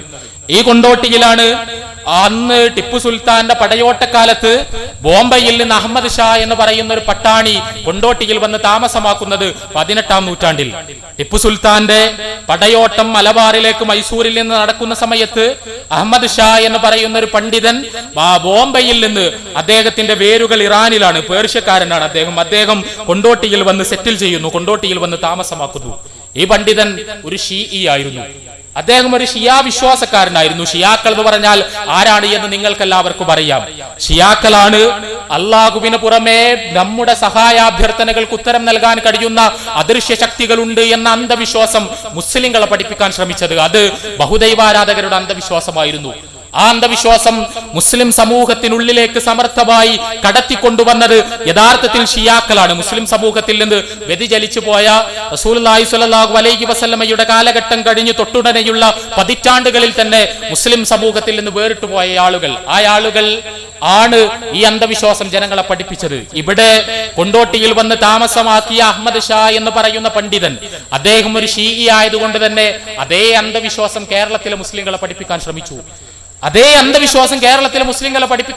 അദ്ദേഹം ഷിയാക്കളുടെ എല്ലാ വിശ്വാസങ്ങളും ആചാരങ്ങളും കേരളത്തിലെ മുസ്ലിങ്ങൾക്കിടയിൽ വിതരണം ചെയ്യാനുള്ള പരിശ്രമങ്ങൾ നടത്തി. അങ്ങനെയാണ് കൊണ്ടോട്ടി കുബ്ബയുണ്ടാകുന്നത്, കൊണ്ടോട്ടിയിലെ തഖിയാവ് ഉണ്ടാകുന്നത്. നിങ്ങൾക്ക് സംശയമുണ്ടെങ്കിൽ കൊണ്ടോട്ടിയിൽ പോയി നോക്കാം, കൊണ്ടോട്ടിയിലെ കുബ്ബ സന്ദർശിക്കാം. അവിടെ കെട്ടിയുയർത്തപ്പെട്ട ഖബറുകൾ കാണാം. ആ കുബ്ബയുടെ ആർക്കിടെക്ചർ പോലും, ആ കുബ്ബയുടെ വാസ്തുശില്പ മാതൃക പോലും കൃത്യമായ ഒരു ഷീഈ മാതൃകയാണ് എന്ന് പേർഷ്യൻ ആർക്കിടെക്ചറിനെ കുറിച്ച്, പേർഷ്യൻ വാസ്തുശില്പ കലയെ കുറിച്ച് പഠിച്ചാൽ നിങ്ങൾക്ക് മനസ്സിലാക്കാൻ കഴിയും. വളരെ കൃത്യമായി ഷിയാ വേരുകളുള്ള ഒരു പണ്ഡിതൻ, ആ പണ്ഡിതൻ കൊണ്ടോട്ടിയിലേക്ക് കടന്നു വരികയും കേരളത്തിലെ മുസ്ലിങ്ങളെ ഇസ്ലാം പഠിപ്പിക്കാത്ത തരത്തിലുള്ള അന്ധവിശ്വാസങ്ങൾ പറഞ്ഞു പഠിപ്പിക്കുകയും ചെയ്തു. അങ്ങനെയാണ് മരിച്ചുപോയ മഹാത്മാക്കളെ വിളിച്ചു പ്രാർത്ഥിച്ചാൽ നമ്മുടെ പ്രാർത്ഥനകൾക്ക് ഉത്തരം കിട്ടും എന്ന അന്ധവിശ്വാസം കേരളത്തിലെ മുസ്ലിങ്ങൾക്കിടയിലേക്ക് കടന്നു വരുന്നത്. അദ്ദേഹം കൊണ്ടോട്ടി തങ്ങളായി വാഴ്ത്തപ്പെട്ടു. നമ്മുടെ മലബാറിലേക്ക്, ഈ പ്രദേശങ്ങളിലേക്ക് ഈ രീതിയിലുള്ള ഒരു തങ്ങൾ സംസ്കാരം കടന്നു വരുന്നത് തന്നെ യഥാർത്ഥത്തിൽ ആ കാലഘട്ടത്തിലാണ്. അദ്ദേഹം കേരളത്തിലെ മുസ്ലിങ്ങൾക്കിടയിൽ, കൊണ്ടോട്ടിയിലെ മാപ്പിളമാർക്കിടയിൽ തന്റെ പ്രവർത്തനങ്ങൾ ആരംഭിക്കുകയും തന്റെ ശീഈ വിശ്വാസങ്ങൾ പ്രചരിപ്പിക്കുകയും അള്ളാഹുവിന് പുറമെ മരിച്ചുപോയ മഹാത്മാക്കൾക്ക് നമ്മുടെ സഹായാർത്ഥനകൾക്ക് ഉത്തരം നൽകാൻ കഴിയും എന്നവരെ ഉത്ബോധിപ്പിക്കുകയും ആ ഉത്ബോധനത്തിന്റെ അടിസ്ഥാനത്തിൽ ഒരുപാട് ചടങ്ങുകൾ നിർമ്മിക്കുകയും ചെയ്തു. നിങ്ങൾ സംശയമുള്ളവർ ഇവിടെയുള്ള തലനരച്ച ആളുകളോട് വെറുതെ ചോദിച്ചു നോക്കുക. നമ്മുടെ കേരളത്തിൽ വസൂരി വന്ന സമയത്ത്, കേരളത്തിലെ മുസ്ലിങ്ങൾക്കിടയിൽ വസൂരി രോഗം വ്യാപകമായ സമയത്ത് നമ്മുടെ വല്യമ്മമാർ പാടിയ പാട്ടെന്തായിരുന്നു? എല്ലാവർക്കും അറിയാം. ആ പാട്ടിന്റെ ഈരടികൾ അവർ പാടിയത് മുസ്തഫ വൽ മുർത്തല വബ്നാഹുമ വൽ ഫാത്തിമ എന്നാണ്. അവർ പാടിയത്, ഞങ്ങൾക്ക് ഈ രോഗം മാറ്റിത്തരാൻ മുസ്തഫയുണ്ട്, റസൂലുള്ളാഹി സ്വല്ലല്ലാഹു അലൈഹി വസല്ലം, വൽ മുർത്തല അലി റളിയല്ലാഹു അൻഹു ഉണ്ട്, വബ്നാഹുമ അവരുടെ 2 മക്കളുണ്ട്, ഹസനും ഹുസൈനും ഉണ്ട് റളിയല്ലാഹു അൻഹും, അതുപോലെ ഫാത്തിമ റളിയല്ലാഹു അൻഹയുണ്ട്. ഇവരെല്ലാം ഞങ്ങൾക്ക് ഈ അസുഖം മാറ്റിത്തരാനുള്ളത് കൊണ്ട് ഞങ്ങൾ അവരെ വിളിക്കുന്നു, ഈ അദൃശ്യരായ ആത്മാക്കളെ വിളിച്ചുകൊണ്ട് ഞങ്ങളുടെ രോഗശമനത്തിന് വേണ്ടി ഞങ്ങൾ അർത്ഥിക്കുന്നു എന്ന് കേരളത്തിലെ മുസ്ലിം സമൂഹം പാടിയിരുന്ന ഒരു കാലഘട്ടം ഉണ്ടായിട്ടുണ്ട്. എവിടെ നിന്നാണ് കൃത്യമായ ഷിയാ ഈരടികൾ കേരളത്തിലേക്ക് കടന്നു വന്നത് എന്ന് ഗവേഷണം ചെയ്യാൻ നമുക്ക് കഴിയേണ്ടതുണ്ട്. അവിടെയാണ് കൊണ്ടോട്ടി തങ്ങളുടെ സ്വാധീനം എന്തുമാത്രം ദൂരവ്യാപകമായിരുന്നു കേരളത്തിലെ മുസ്ലിം സമുദായത്തിനിടയിൽ എന്ന് നമ്മൾ മനസ്സിലാക്കുന്നത്. അലി റളിയല്ലാഹു അൻഹുവും ഹസൻ റളിയല്ലാഹു അൻഹുവും ഹുസൈൻ റളിയല്ലാഹു അൻഹുവും ഫാത്തിമ റളിയല്ലാഹു അൻഹയും മുഹമ്മദ് റസൂലുള്ളാഹി സ്വല്ലല്ലാഹു അലൈഹി വസല്ലമയും ഒരു തെരഞ്ഞെടുപ്പാണ്, ഒരു ഷീഈ തെരഞ്ഞെടുപ്പ്. സഹാബിമാരുടെ കൂട്ടത്തിൽ നിന്ന് ഈ സഹാബിമാരെ മാത്രം പ്രത്യേകമായി തെരഞ്ഞെടുത്തുകൊണ്ട് രോഗശമനത്തിനു വേണ്ടി പ്രാർത്ഥിക്കുക എന്ന് പറയുന്നത് കൃത്യമായും ഷിയായിസത്തിന്റെ എല്ലാ ഗന്ധവുമുള്ള ഒരു സമ്പ്രദായമാണ്. ആ സമ്പ്രദായം എങ്ങനെയാണ് കേരളത്തിലെ മുസ്ലിങ്ങൾക്കിടയിൽ പ്രതിഷ്ഠിക്കപ്പെട്ടത് എന്ന ചോദ്യത്തിന് ഞാൻ പറഞ്ഞത് തന്നെയാണ് ഉത്തരം. കേരളത്തിലെ മാപ്പിള സാഹിത്യ പൈതൃകത്തിന്റെ ഭാഗമായി വിലയിരുത്തപ്പെടുന്ന പക്ഷിപ്പാട്ടും കുപ്പിപ്പാട്ടുമെല്ലാം, ആ പക്ഷിപ്പാട്ടും കുപ്പിപ്പാട്ടുമെല്ലാം തന്നെ ഇതേ ആൾ വഴി, ഇദ്ദേഹത്തിന്റെ അനുയായികൾ വഴി, അദ്ദേഹത്തിന്റെ ശിങ്കിടികൾ വഴി കൊണ്ടോട്ടിയിലെ മാപ്പിളമാർക്കിടയിൽ പ്രചരിച്ചതാണ്. അങ്ങനെയാണ് കൊണ്ടോട്ടിയിൽ നേർച്ച തുടങ്ങുന്നത്. മുസ്ലിങ്ങൾക്ക് പരിചയമുള്ള നേർച്ച, സുന്നി മുസ്ലിങ്ങൾക്ക് പരിചയമുള്ള നേർച്ച, അഹ്ലു സുന്നത്ത് വൽ ജമാഅത്തിന് പരിചയമുള്ള നേർച്ച എന്ന് പറയുന്നത് സുന്നത്തായ ഒരു കാര്യം ഞാൻ നിർബന്ധമായും ചെയ്യുമെന്നൊരു വിശ്വാസി പ്രഖ്യാപിക്കലാണ്. മരണപ്പെട്ടവരുടെ ശവകുടീരങ്ങളോടനുബന്ധിച്ച് ആണ്ടുതോറും ഉത്സവങ്ങൾ നടത്തി ആ മരണപ്പെട്ടുപോയ ആളുകളോട് സഹായാർത്ഥനകൾ നടത്തുന്ന ആണ്ടുനേർച്ച എന്ന പേരിലുള്ള ബഹുദൈവ ആരാധനാപരമായ സമ്പ്രദായം കൃത്യമായും ഒരു ഷീഈ സമ്പ്രദായമാണ്. ആ സമ്പ്രദായം കൊണ്ടോട്ടിയിൽ നേർച്ച ഈ തങ്ങളുടെ കാർമ്മികത്വത്തിൽ ആരംഭിച്ചതോടുകൂടിയാണ് ആണ്ടുനേർച്ച എന്ന് പറയുന്ന സമ്പ്രദായം മലബാറിലെ മാപ്പിളമാർക്കിടയിൽ വ്യാപകമാകുന്നത്. ഏതുവരെ എന്ന് ചോദിച്ചാൽ, കൊണ്ടോട്ടി തങ്ങൾ മലബാറിലെ മാപ്പിളമാരോട് ആവശ്യപ്പെട്ടത് അദ്ദേഹത്തിന്റെ മുന്നിൽ സുജൂദ് ചെയ്യാനാണ്. ഇവിടെ ഈ കൊണ്ടോട്ടി തങ്ങളുടെ കാൽക്കൽ സുജൂദ് ചെയ്തതിന്റെ കഥകൾ ഒരുപക്ഷെ പഴയ തലമുറയിൽപ്പെട്ട ആളുകൾക്ക് അവരുടെ ഉപ്പയോ വല്ലിപ്പയോ പറഞ്ഞു കൊടുത്തത് ഇപ്പോഴും നമുക്ക് കേൾക്കാൻ കഴിയും. ആരെങ്കിലും മരിച്ചാൽ നേരെ സ്വർഗത്തിലേക്ക് പോകാൻ അന്ന് വഴിയുണ്ടായിരുന്നു. കൊണ്ടോട്ടി തങ്ങളുടെ ഒരു കത്ത് കിട്ടിയാൽ മതി. കൊണ്ടോട്ടി തങ്ങൾ അദ്ദേഹം ഒരു കുറിപ്പിൽ ഇന്ന ആൾ അദ്ദേഹം എന്റെ അനുയായിയാണ്, എന്റെ മുരീദാണ് എന്ന് എഴുതി അത് ഖബറിൽ മീസാൻ കല്ലിന്റെ മുകളിൽ കെട്ടിവെച്ചാൽ ചോദ്യം ചെയ്യാൻ വരുന്ന മലക്കിന് മനസ്സിലാകുമെന്നാണ് ഇയാൾ കൊണ്ടോട്ടി തങ്ങളുടെ ആളാണ്, ഇയാളെ ചോദ്യം ചെയ്യാൻ പാടില്ല എന്ന് മനസ്സിലാക്കിയിട്ട് മലക്ക് തിരിച്ചു പോവുകയും നേരെ സ്വർഗത്തിലേക്ക് പോകേണ്ടവരുടെ ലിസ്റ്റിൽ അയാളെ ഉൾപ്പെടുത്തുകയും ചെയ്യും എന്നത് അന്നത്തെ മാപ്പിളമാർക്കിടയിൽ നിലവിൽ വന്ന ഒരാചാരമായിരുന്നു.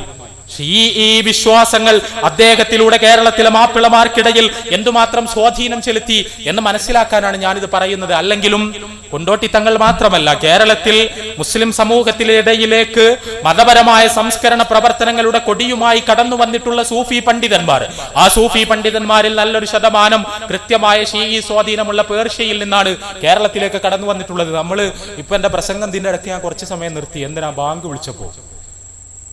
വിളിച്ചപ്പോ ബാങ്ക് എന്ന് പറയുന്ന മുസ്ലിങ്ങളെ നിങ്ങൾ വേറെ എവിടെയെങ്കിലും കേട്ടിട്ടുണ്ടോ? അദാൻ എന്നാണ് പള്ളിയിൽ നമസ്കാരത്തിന്റെ സമയം അറിയിച്ചുകൊണ്ടുള്ള ഈ പ്രഖ്യാപനത്തിന് അറബി ഭാഷയിൽ പറയുന്ന പേര്. ഉറുദു സംസാരിക്കുന്ന മുസ്ലിങ്ങൾ ആ പദത്തിന് ചെറിയൊരു ഭേദഗതി, ചെറിയ ഉച്ചാരണ ഭേദഗതി വരുന്നു എന്ന് മാത്രമേ ഉള്ളൂ. അവരും അത് തന്നെയാണ് പറയുന്നത്. ബാങ്ക് എന്ന് എങ്ങനെയാണ് നമ്മുടെ പള്ളിയിൽ നിന്ന് നമസ്കാരത്തിന് വിളിക്കുന്ന ഈ പ്രാർത്ഥനാ ഭജനങ്ങൾക്ക് ബാങ്ക് എന്ന് വിളിക്കുന്ന സമ്പ്രദായം ഉണ്ടായത്? നിങ്ങൾക്ക് വേറെ എവിടെയെങ്കിലും ഇതേ സമ്പ്രദായം കാണണമെങ്കിൽ ഇറാനിലേക്ക് വിമാനം കയറിയാൽ മതി, ടെഹ്റാനിൽ വിമാനം ഇറങ്ങിയാൽ മതി. ഇറാനിലൂടെ നിങ്ങൾ നടക്കൂ, അവിടെയുള്ള ഷീഈ മുസ്ലിങ്ങളോട് സംസാരിക്കൂ. അവർ പള്ളിയിൽ നിന്ന് പ്രാർത്ഥനയ്ക്ക് വേണ്ടി നിർവഹിക്കപ്പെടുന്ന അദാൻ കേട്ടാൽ അവർ പറയും ബാങ്ക് വിളിക്കുന്നു എന്ന്. കൃത്യമായി അവരുടെ ഒരു പദാവലി പോലും കേരളത്തിലെ മുസ്ലിങ്ങൾക്കിടയിലേക്ക് കടന്നു വരുന്ന രീതിയിലാണ് യഥാർത്ഥത്തിൽ ഇവിടെയുള്ള ഷീഈ സ്വാധീനം പ്രവർത്തിച്ചത് എന്നാണ് ഞാൻ സൂചിപ്പിക്കാൻ ശ്രമിച്ചത്. സ്വാഭാവികമായും മുസ്ലിങ്ങൾ അന്ധവിശ്വാസികളായി. ആ അന്ധവിശ്വാസികളായപ്പോൾ അവരുടെ മനസ്സിൽ നിന്ന് സമാധാനം കൊടിഞ്ഞുപോയി. കാരണം അവരെ നയിച്ചത് പിന്നീട് പുരോഹിതന്മാരാണ്. അവരുടെ സഹായാർത്ഥനകൾക്ക് ഉത്തരം നൽകാൻ അള്ളാഹുവിന് പുറമെ ഒരുപാട് അദൃശ്യ ശക്തികളുണ്ട് എന്ന് പഠിപ്പിക്കപ്പെടുകയും ആ അദൃശ്യ ശക്തികളുടെ ഏജന്റുമാരായി പുരോഹിതന്മാർ പ്രത്യക്ഷപ്പെടുകയും ആ പുരോഹിതന്മാർ അവരെ സാമ്പത്തികമായും മതപരമായും ശാരീരികമായുമെല്ലാം ചൂഷണം ചെയ്യുകയും ചെയ്യുന്ന സ്ഥിതിവിശേഷം സൃഷ്ടിക്കപ്പെട്ടു. അന്ന് കേരളത്തിലെ മുസ്ലിം പണ്ഡിതന്മാർ ഇതിനെതിരെ പ്രതികരിച്ചു, ശക്തമായി പ്രതികരിച്ചു. ആ പ്രതികരണങ്ങൾ വളരെ ശക്തമായിരുന്നു. നിങ്ങൾക്കറിയാം, പൊന്നാനിയിൽ നിന്ന് പൊന്നാനി പള്ളി ദർസ് കേന്ദ്രീകരിച്ചുകൊണ്ട് അന്നത്തെ പൊന്നാനി മഖ്ദൂമുമാർ അവർ കൊണ്ടോട്ടിയിലെ ഷീഈ തങ്ങൾക്കെതിരെ ശക്തമായ ഫത്വകൾ എഴുതി. ആ ഫത്വകൾ എഴുതിയതോടുകൂടി മലബാറിലെ മാപ്പിളമാർ രണ്ട് ചേരികളായി തിരിഞ്ഞു. ആ ചേരികളെയാണ് നമ്മൾ കൊണ്ടോട്ടി കൈ എന്നും പൊന്നാനി കൈ എന്നും വിളിക്കുന്നത്. കൊണ്ടോട്ടി കൈക്കാരും പൊന്നാനി കൈക്കാരുമായി മാറി മലബാറിലെ മാപ്പിളമാർ. പൊന്നാനി കൈക്കാർ പൊന്നാനി മഖ്ദൂമുമാരുടെ നേതൃത്വത്തിൽ ഷിയാക്കളെയും ഷിയാ വിശ്വാസങ്ങളെയും എല്ലാം എതിർക്കുന്നവർ. അതേസമയം കൊണ്ടോട്ടി കൈക്കാർ ഈ തങ്ങളുടെ കൂടെ അണിനിരന്നുകൊണ്ട് അദ്ദേഹത്തിന്റെ എല്ലാ വിശ്വാസ വൈകൃതങ്ങളെയും പിന്തുണക്കുന്നവർ. കൊണ്ടോട്ടി കൈക്കാരും പൊന്നാനി കൈക്കാരുമായി വേർപിരിഞ്ഞ് ഒരുപാട് പ്രശ്നങ്ങൾ മുസ്ലിം സമുദായത്തിലുണ്ടായി. മുസ്ലിം സമുദായത്തിൽ ഭിന്നിപ്പ് ഉദ്ഘാടനം ചെയ്തത് കേരള മുസ്ലിം ഐക്യ സംഘമാണ് എന്നും 1921 മലബാർ കലാപത്തിന് ശേഷമാണ് കേരളത്തിലെ മുസ്ലിങ്ങൾക്കിടയിൽ അഭിപ്രായ വ്യത്യാസമുണ്ടായത് എന്നും ആ അഭിപ്രായ വ്യത്യാസമുണ്ടാക്കിയത് മുജാഹിദുകളാണ് എന്നും അതിനു മുമ്പ് കേരളത്തിലെ മുസ്ലിങ്ങൾ പൂർണ്ണമായ ഐക്യത്തിലായിരുന്നു ജീവിച്ചിരുന്നത് എന്നുമെല്ലാം പ്രസംഗിച്ചുകൊണ്ടിരിക്കുന്ന ബഹുമാനരായ പണ്ഡിതന്മാർ അവർ അറിയേണ്ട ഒരു വസ്തുതയാണിത്. കേരളത്തിലെ മുസ്ലിങ്ങൾ, കേരളത്തിലെ മാപ്പിളമാർ കൃത്യമായി കൊണ്ടോട്ടി കൈക്കാരും പൊന്നാനി കൈക്കാരുമായി വേർതിരിയുകയും രണ്ടു കൂട്ടർക്കും വെവ്വേറെ പള്ളികൾ പോലും ഉണ്ടാവുകയും ചെയ്തു. അങ്ങനെ തന്നെ ഉണ്ടായ പള്ളികളെ ഇന്നും നമുക്ക് കാണാൻ കഴിയും. നിങ്ങൾക്കറിയാം, ഇവിടെ കൊണ്ടോട്ടിയിൽ സെറ്റിൽ ചെയ്ത ഈ തങ്ങൾ അദ്ദേഹം അരീക്കോട്ട് അല്പസമയം താമസമാക്കിയിരുന്നു, ഏതാനും ദിവസങ്ങൾ. അന്ന് അരീക്കോട്ടെ താഴത്തങ്ങാടിയിലെ വലിയ പള്ളി കേന്ദ്രീകരിച്ചുകൊണ്ട് അവിടെ ജീവിതം ആരംഭിക്കുവാനുള്ള അദ്ദേഹത്തിന്റെ പരിശ്രമത്തെ അന്നത്തെ അരീക്കോട്ടെ മുസ്ലിങ്ങൾ അവർ ചെറുത്തു തോൽപ്പിക്കുകയാണ് ചെയ്തത്. അവർ അദ്ദേഹത്തെ അവിടെ നിന്ന് അടിച്ചോടിക്കുകയായിരുന്നു. അങ്ങനെയാണ് അദ്ദേഹം ആ താവളം പൂർണ്ണമായി ഉപേക്ഷിച്ചുകൊണ്ട് കൊണ്ടോട്ടിയിലേക്ക് വരുന്നത്. പക്ഷേ അവിടെ എന്നെ അത്ഭുതപ്പെടുത്തിയ ഒരു കാര്യമുണ്ട്. ഇന്നും നിങ്ങൾ കൊണ്ടോട്ടിയിൽ നിന്ന് അരീക്കോട്ടേക്ക് പോകുന്ന സമയത്ത് കൊണ്ടോട്ടിയിൽ നിന്ന് അരീക്കോട്ടേക്ക് എത്തി അവിടെ അരീക്കോട്ട റോഡിൽ കൊണ്ടോട്ടി റോഡ് മുട്ടുന്ന പുത്തലം ജംഗ്ഷൻ എന്ന് നമ്മൾ വിളിക്കുന്ന സ്ഥലം, അവിടെ ഒരു പള്ളിയുണ്ട്, മുല്ലപ്പള്ളി എന്നറിയപ്പെടുന്ന പള്ളി. ഈ പള്ളി എങ്ങനെയുണ്ടായി എന്ന ചോദ്യത്തിന് പഴമക്കാർ ഇപ്പോഴും കൃത്യമായ മറുപടി പറഞ്ഞു തരും. താഴത്തങ്ങാടിയിലെ അന്നത്തെ മുസ്ലിങ്ങൾ കൊണ്ടോട്ടി തങ്ങൾക്ക് എതിരായതുകൊണ്ട് അവർ കൊണ്ടോട്ടി തങ്ങളെ അടിച്ചോടിച്ചവരായതുകൊണ്ട് അവർ പൊന്നാനി കൈക്കാരായതുകൊണ്ട് കൊണ്ടോട്ടി കൈക്കാർക്ക് ജുമുഅ നമസ്കരിക്കാൻ വേണ്ടി, അരീക്കോട്ടെ കൊണ്ടോട്ടി കൈക്കാർക്ക് ജുമുഅ നമസ്കരിക്കാൻ വേണ്ടി, ഷിയാ ആഭിമുഖ്യമുണ്ടായിരുന്ന മുസ്ലിങ്ങൾക്ക് ജുമുഅ നമസ്കരിക്കാൻ വേണ്ടി അവർ വേറെ പള്ളി നിർമ്മിച്ചു. ആ പള്ളിയാണ് നിങ്ങൾ കാണുന്ന പള്ളി. ഇവിടെ ഞാൻ സൂചിപ്പിക്കുന്നത് വളരെ കൃത്യമായി ശക്തമായി മുസ്ലിങ്ങൾ ഷിയാക്കൾ സുന്നികൾ എന്ന രീതിയിൽ തന്നെ വേർതിരിയുകയും അവർക്കിടയിൽ വലിയ സംവാദങ്ങളും വാദപ്രതിവാദങ്ങളും നടക്കുകയും കുടുംബ കലഹങ്ങൾ ഉണ്ടാവുകയും വെവ്വേറെ പള്ളികൾ നിർമ്മിക്കപ്പെടുകയും വെവ്വേറെ ജുമുഅകൾ ആരംഭിക്കുകയും എല്ലാം ചെയ്തൊരു കാലഘട്ടം കേരളത്തിലെ മുസ്ലിം സമുദായത്തിന്റെ ഭൂതകാലത്തിൽ കഴിഞ്ഞു പോയിട്ടുണ്ട്. ആ കാലഘട്ടത്തിൽ പക്ഷേ നിർഭാഗ്യവശാൽ ഈ തർക്കം കാലക്രമേണ തേഞ്ഞുമാഞ്ഞില്ലാതെ പോയി. അങ്ങനെ തേഞ്ഞുമാഞ്ഞില്ലാതെ പോയപ്പോൾ കൊണ്ടോട്ടി കൈക്കാരുടെ ആചാരങ്ങൾ മുഴുവൻ പൊന്നാനി കൈക്കാർ ഏറ്റെടുക്കുന്ന സ്ഥിതിവിശേഷമുണ്ടായി. പൊന്നാനി മഖ്ദൂമുമാരുടെ പിന്മുറക്കാരെന്ന് അവകാശപ്പെടുന്ന ആളുകൾ അവരൊരു കാലത്ത് എതിർത്ത കൊണ്ടോട്ടി തങ്ങളുടെ എല്ലാ വിശ്വാസ വൈകൃതങ്ങളെയും അവരും ഏറ്റെടുക്കുന്ന സ്ഥിതിവിശേഷമുണ്ടായി. അങ്ങനെ ഈ വൈകൃതങ്ങൾ മുഴുവൻ ശവകുടീര പൂജയടക്കമുള്ള എല്ലാ വൈകൃതങ്ങളും മലബാറിലെ മാപ്പിളമാർക്കിടയിൽ കൊണ്ടോട്ടി പൊന്നാനി കൈത്തർക്ക ഭേദമില്ലാതെ വ്യാപകമായി. നമ്മൾ മന്ത്രവാദത്തെ കുറിച്ച് സംസാരിച്ചു കൊണ്ടിരിക്കുന്നു. മന്ത്രവാദം മതത്തിനും മനുഷ്യനുമെതിരാണ് എന്ന് ഇസ്ലാഹി പ്രസ്ഥാനത്തിന്റെ വേദികളിൽ നിന്ന് നമ്മൾ കൃത്യമായി സംസാരിച്ചു കൊണ്ടിരിക്കുന്നു. ഇവിടെ നമ്മൾ അടിസ്ഥാനപരമായി മനസ്സിലാക്കേണ്ട ഒരു വസ്തുതയുണ്ട്. സിദ്ധൻ എന്ന സങ്കല്പം മുസ്ലിം സമൂഹത്തിൽ ഒരാൾക്ക് പ്രത്യേകമായ എന്തോ ഒരു പരിശുദ്ധിയുണ്ട്, അയാൾക്ക് രോഗങ്ങൾ സുഖമാക്കാൻ കഴിയുമെന്ന സങ്കല്പം. ആ സങ്കല്പം ഒരു ഷീഈ സങ്കല്പം മാത്രമാണ്. സുന്നി ഇസ്ലാമിൽ അഹ്ലു സുന്നത്ത് വൽ ജമാഅത്തിന്റെ രീതിശാസ്ത്രത്തിൽ സിദ്ധൻ എന്ന് പറയുന്ന പുരോഹിതൻ എന്ന് പറയുന്ന ഒരു സങ്കല്പമേ ഇല്ല. ആ സങ്കല്പം ഒരു ഷീഈ സങ്കല്പമാണ്. കേരളത്തിലെ മാപ്പിളമാർക്കിടയിലേക്ക് ഞാൻ ഈ പറഞ്ഞ കൈവഴിയിലൂടെ തന്നെ കടന്നു വന്ന സങ്കല്പമാണ്. ആ സങ്കല്പം വികസിച്ചുകൊണ്ടാണ് രോഗ ചികിത്സക്ക് വേണ്ടിയിരിക്കുന്ന പരിശുദ്ധ വ്യക്തിത്വങ്ങൾ എന്ന സങ്കല്പം മാപ്പിളമാർക്കിടയിൽ ഉണ്ടാവുകയും അതിന്റെ അടിസ്ഥാനത്തിൽ മന്ത്രവാദികളും തട്ടിപ്പുകളും എല്ലാം വ്യാപകമാവുകയും ചെയ്തത്.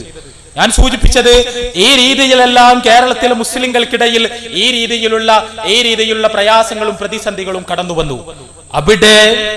അവിടെ ഈ രീതിയിലുള്ള പ്രയാസങ്ങളും പ്രതിസന്ധികളും ഉണ്ടായ സമയത്ത് അവരെ ബോധവൽക്കരിക്കുവാനും ഇസ്ലാമിന്റെ യഥാർത്ഥത്തിലുള്ള പാതയിലേക്ക് തിരിച്ചു വിളിക്കുവാനുമുള്ള പരിശ്രമങ്ങൾ നടത്തിക്കൊണ്ടാണ് സമൂഹത്തിൽ നവോത്ഥാന നവജാഗരണ പ്രസ്ഥാനങ്ങൾ സജീവമായത് എന്നതാണ് സത്യം. കേരളത്തിലെ മുസ്ലിങ്ങളെ കുറിച്ച് എന്നല്ല, ലോകത്തെ മുസ്ലിങ്ങളെ കുറിച്ച് എന്നല്ല, നമ്മൾ എവിടെയുള്ള മുസ്ലിങ്ങളെ കുറിച്ച് സംസാരിക്കുമ്പോഴും നമ്മുടെ മനസ്സിനെ മുറിവേൽപ്പിക്കുന്ന ഒരുപാട് തിക്ത യാഥാർത്ഥ്യങ്ങളുണ്ട്. നമ്മൾ അതിനെക്കുറിച്ച് സംസാരിക്കാതെ അതിനെ മറികടന്നുകൊണ്ട് മുന്നോട്ട് പോയിട്ട് കാര്യമില്ല. ഇസ്ലാം സമാധാനത്തിന്റെ മതമാണ് എന്ന് നമ്മൾ പറയുന്നു, ഇസ്ലാം സമാധാനത്തിന്റെ മതമാണ് എന്ന് നമ്മൾ പ്രസംഗിക്കുന്നു.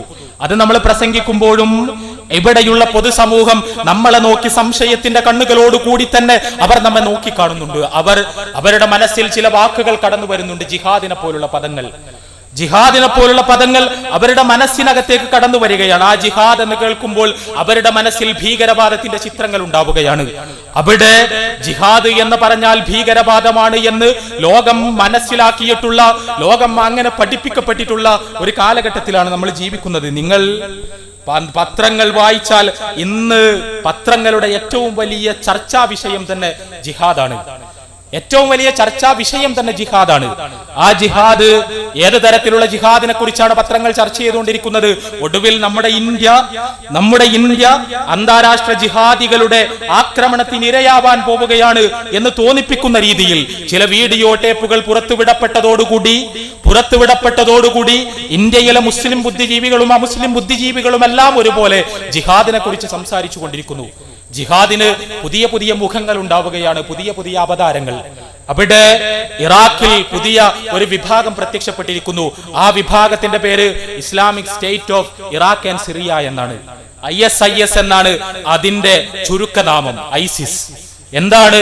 Islamic state of Iraq and Syria എന്ന പേരിൽ പ്രത്യക്ഷപ്പെട്ടിരിക്കുന്ന ഈ സംഘത്തിന്റെ ആദർശം എന്ന ചോദ്യത്തിന് അവർ പറയുന്ന ഒരു ഉത്തരമുണ്ട്. അവർ പറയുന്ന ഉത്തരം യഥാർത്ഥത്തിൽ സിറിയ എന്ന് പറയുന്ന പ്രദേശം, ആ പ്രദേശം വിശാല സിറിയയായി നിലനിന്നൊരു കാലഘട്ടം ഉണ്ടായിരുന്നു.